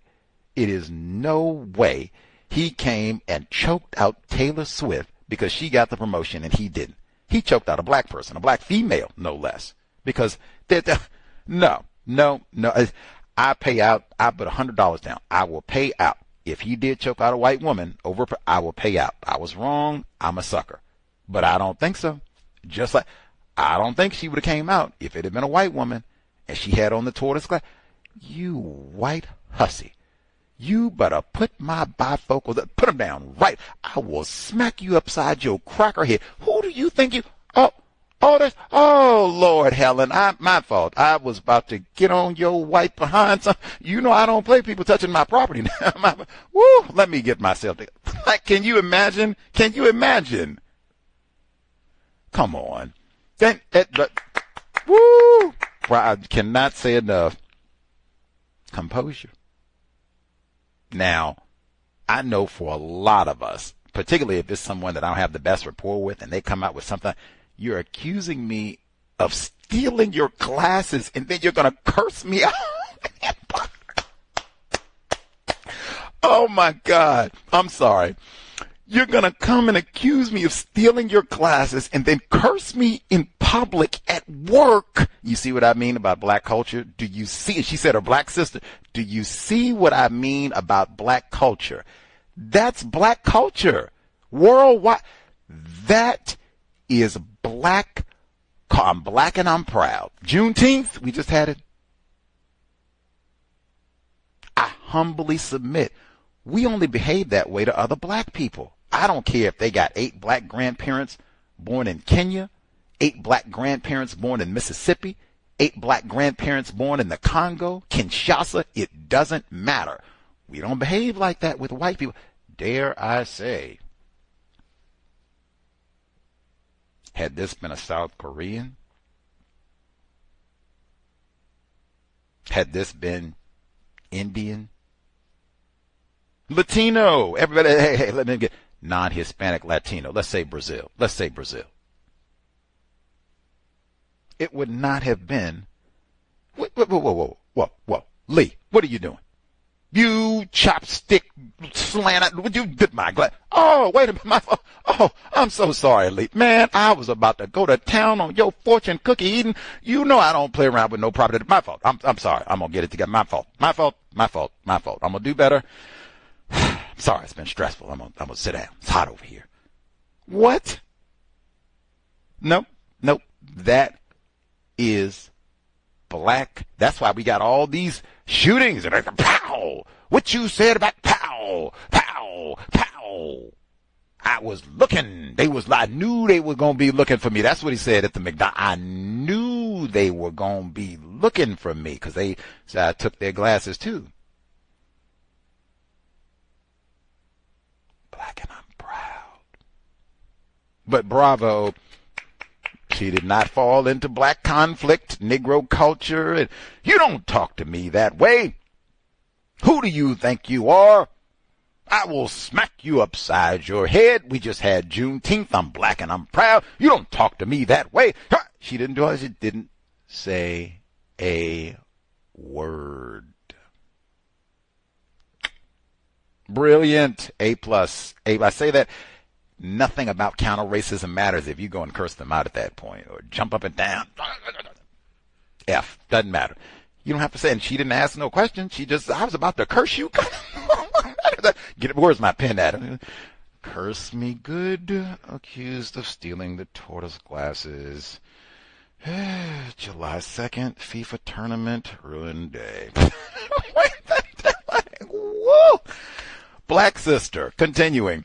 Then she turned to my manager who was standing right beside her and repeated oh my God, are you serious? Oh, so worthy of great pity. Oh my God. Black and I'm proud. Are you serious? Woo! Man, my head hurts.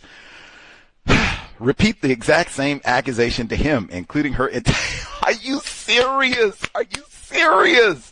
Come on.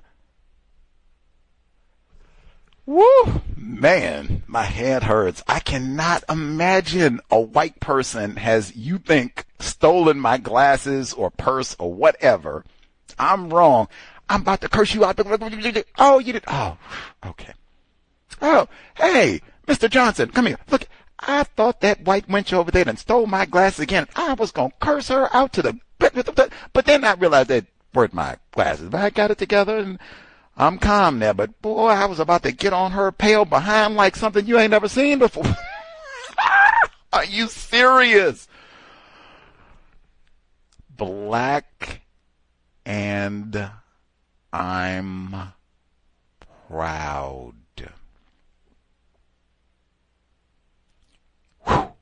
Smoking. My manager then joined in and asked in a jokey way, who had them first? And after he said that, she made a compliment implying I was copying her. I just said, no, I didn't, and carried on with my work. 2 weeks before she accused me in front of Tristan of not wanting to go to lunch with them and used that as the reason for not inviting me to lunch. Another moment where she tried to frame me as the problem. I will say I did add that to the prayer. Stop name calling and cursing black people. Stop name calling and cursing black people. Like the black people that you feel I got to curse, or I was looking forward to cursing, or I was about to curse. We don't need to hang out at all. I was going to pull you to the side and I was going to let you have it. Don't you dare, you black such and such and filth foreign. Like, no. I got to curse you in front of God and oh my God. I'm sorry. I'm going to get it together. I hadn't lost my composure. Let's get it together. I had literally, wait a minute, I missed the later the same day after the glasses incident, she made another comment, this time about my reliability and ability to plan a journey. She told me in front of others, including my manager, check your ticket. You're the person who probably won't turn up. Whew. Black and I'm proud. I had literally just been wishing everyone good night and was about to leave for the evening. I was stunned. I paused for a few seconds, then said, leave me alone, in a way that made it clear she was mistreating me. Then I left. The next morning, we had our team stand up. My manager made a point of reminding everyone that the team visit was on Thursday and that we all needed to make sure we booked our tickets. On Wednesday evening, he sent a message asking how we were planning to travel to the destination. Monique, my other black sister, had been previously suggesting that we travel together, but I ignored her as there's no way I was going to be stuck on a train with her for over an hour. He wrote, some of us are traveling together. See you on the platform at X time or on the train. I took this as being directed at me as if they'd made arrangements, then no need to put the information in the email. Not least because they'd already booked the tickets. I didn't reply. Monique, who was catching a connection train from a different station, replied saying, I'm traveling from different location. Do I have to travel alone? I ignored her message. This is Monique and Keisha trying to force me to comply with their agenda because Tristan wasn't originally planning to attend, and I don't think he would have expected us to travel together. It's like being at school. That's what I said. We are grown. Hey, I think we all get to work okay. We don't need to walk to class together. I think we can manage the train situation on our own. We're trying to be adults. Universal women. The away day was today. Monique arrived first. Me second. She questioned me about my route. What route did you take? And is it easier from there? I told her and said it was straightforward. Keisha arrived late. Ironically, she almost missed her train, and that's the group's correcting train was delayed by about half an hour. Sangeeta, Asian female who traveled with Keisha, Tristan, and lecherous Brian, asked me about my route, even though I'd already told her before. I just explained it again as if it was the first time. It's so strange how much interest they were paying to how I got to the destination or control they were trying to exert. Keisha was obviously salty because she didn't speak to me in the morning. I'm glad, but we were both pleasant to each other by the afternoon. I left mid-afternoon, ching, which Tristan was fine about. I thought we were going to be doing team bonding activities or something. We did have lunch together, but there were no other plans. We traveled over 100 miles, Jesus Christ, to sit in another office working on our own projects. Are you out of your flipping mind? I am vegan. I've been proud about that for a long time. I don't go out and do the protests with the white people in Seattle or wherever else about, you got to be green and save the planet. And, we can't have fossil fuel. I don't do any of that. But I am plant-based, proud, and, let's not try and waste everything, dump oil in the ocean and all of that. But I was appalled. Are you serious? We're going to travel 100 miles. Train, even if it was going to be on a jet plane, we're going to get, private, first class, they're going to rent it out, it's just us, or even for that. Are you serious? For us to go and sit and we just work on our, we could have literally went to the library. We could have picked the fanciest spot in town. Everybody, 10 minutes from the office. We go, we do a half day. We can do it up tough, luxurious. And then we're home 10 minutes. What is all this? We got to travel 100. Come on. Come on. And we ain't even do no cool activities, pin the tail on the donkey, nothing. Wasting time, energy, fuel, and in the middle of a heat wave, right? The climate change, see. Worked on our own projects. Also, place worked on our own projects.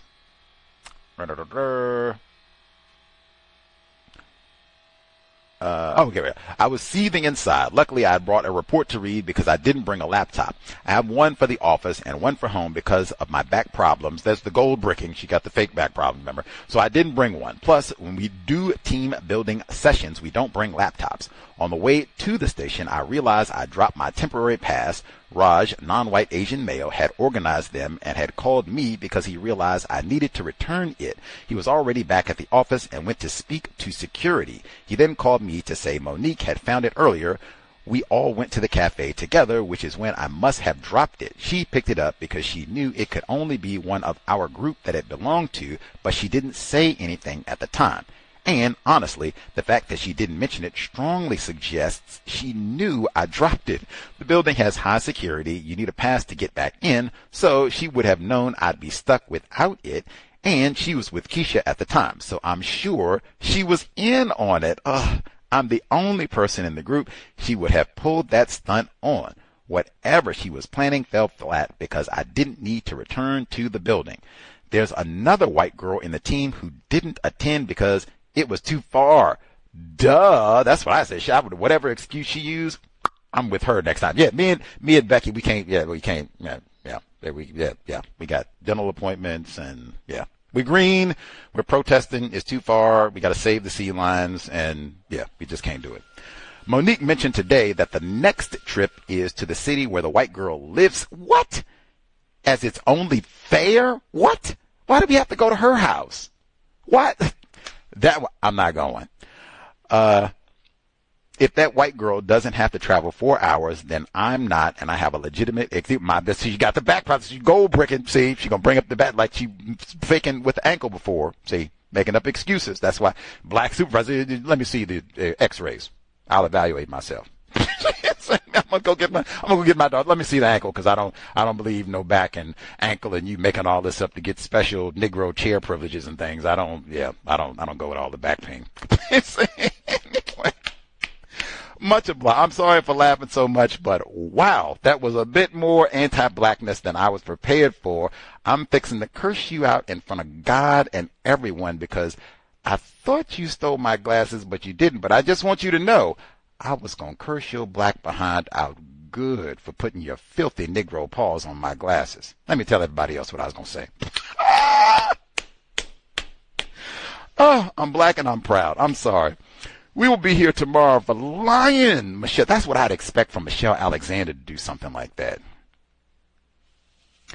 We will wrap up New Jim Crow tomorrow. I'm going to see if I got my foolishness out of my system today. I'm going to behave tomorrow. I'm going to be on my best behavior. It's technically a holiday. I love it. We wrap up New Jim Crow July 4th for the bicentennial and all that anniversary for the book and everything. So we wrap it all up tomorrow, same time, 8 p.m. Eastern, 5 p.m. Pacific. Cannot wait. I'm so excited. Catherine Massey Book Club. And then we do it up for the Counter Racist Weekly Review on Saturday. White Guest on Monday. White Guest is even related to New Jim Crow. So bang, with next 3 out of 4, except for Sunday. That'll be my holiday where I'll prep, make sure we're ready to roll for Monday. But Friday, Saturday, Monday, context of white supremacy, rolling for summer 2026. That said, it is so-called holiday weekend. We're doing our part. We'll be here broadcasting for the July 4, and then for the eve tomorrow. Sobriety would be best. I would try to avoid being out. Party could be chomped on by a dog, shot by a race soldier, who knows? Especially if you're younger, I would try to avoid being out late. When I say late, like after 10, 10:30, get to one spot and sit down. If you want to have a good time, visit your friends, do all that good stuff, great. Pick a location, get there, boom. We are parked until Saturday morning, and then we can leave sober, bright, sunny, go do what we're going to do safely, codified, just because it's so-called. Hey, the system of white supremacy does not take holidays. They do practice racism at the beach frequently. Don't even let niggers at the beach frequently. Got whole books about that. Racks of them. We've talked about some of them. The Land Was Ours. That's one. Andrew Carl, specifically about Negroes and beach property. Racism and Negro beach property. Sobriety would be best. Sobriety checkpoints, remember that too. You do not want to be out on the road under the influence, wacky tobacco, opioids, prescription medication, mad dog. That is a recipe for spectacular disaster. Mess up your whole July 4th. You want a hot dog will not correct that, man. And don't mess around with the fireworks. See, you burn the whole house down. We already got enough problems. We already got enough problems breathing. We don't need no unnecessary fire risk. Creator, we ask that you remind us, stop name calling, cursing, falsely accusing black people. We ask that you remind us, stop saying not all white people are racist. It has been time. Replace white supremacy with justice immediately.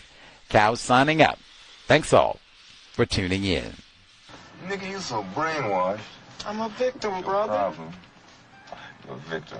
Yeah. I'm a victim of 400 years of conditioning. Shut up. The man has programmed my conditioning. Mm-hmm. Even my conditioning has been conditioned.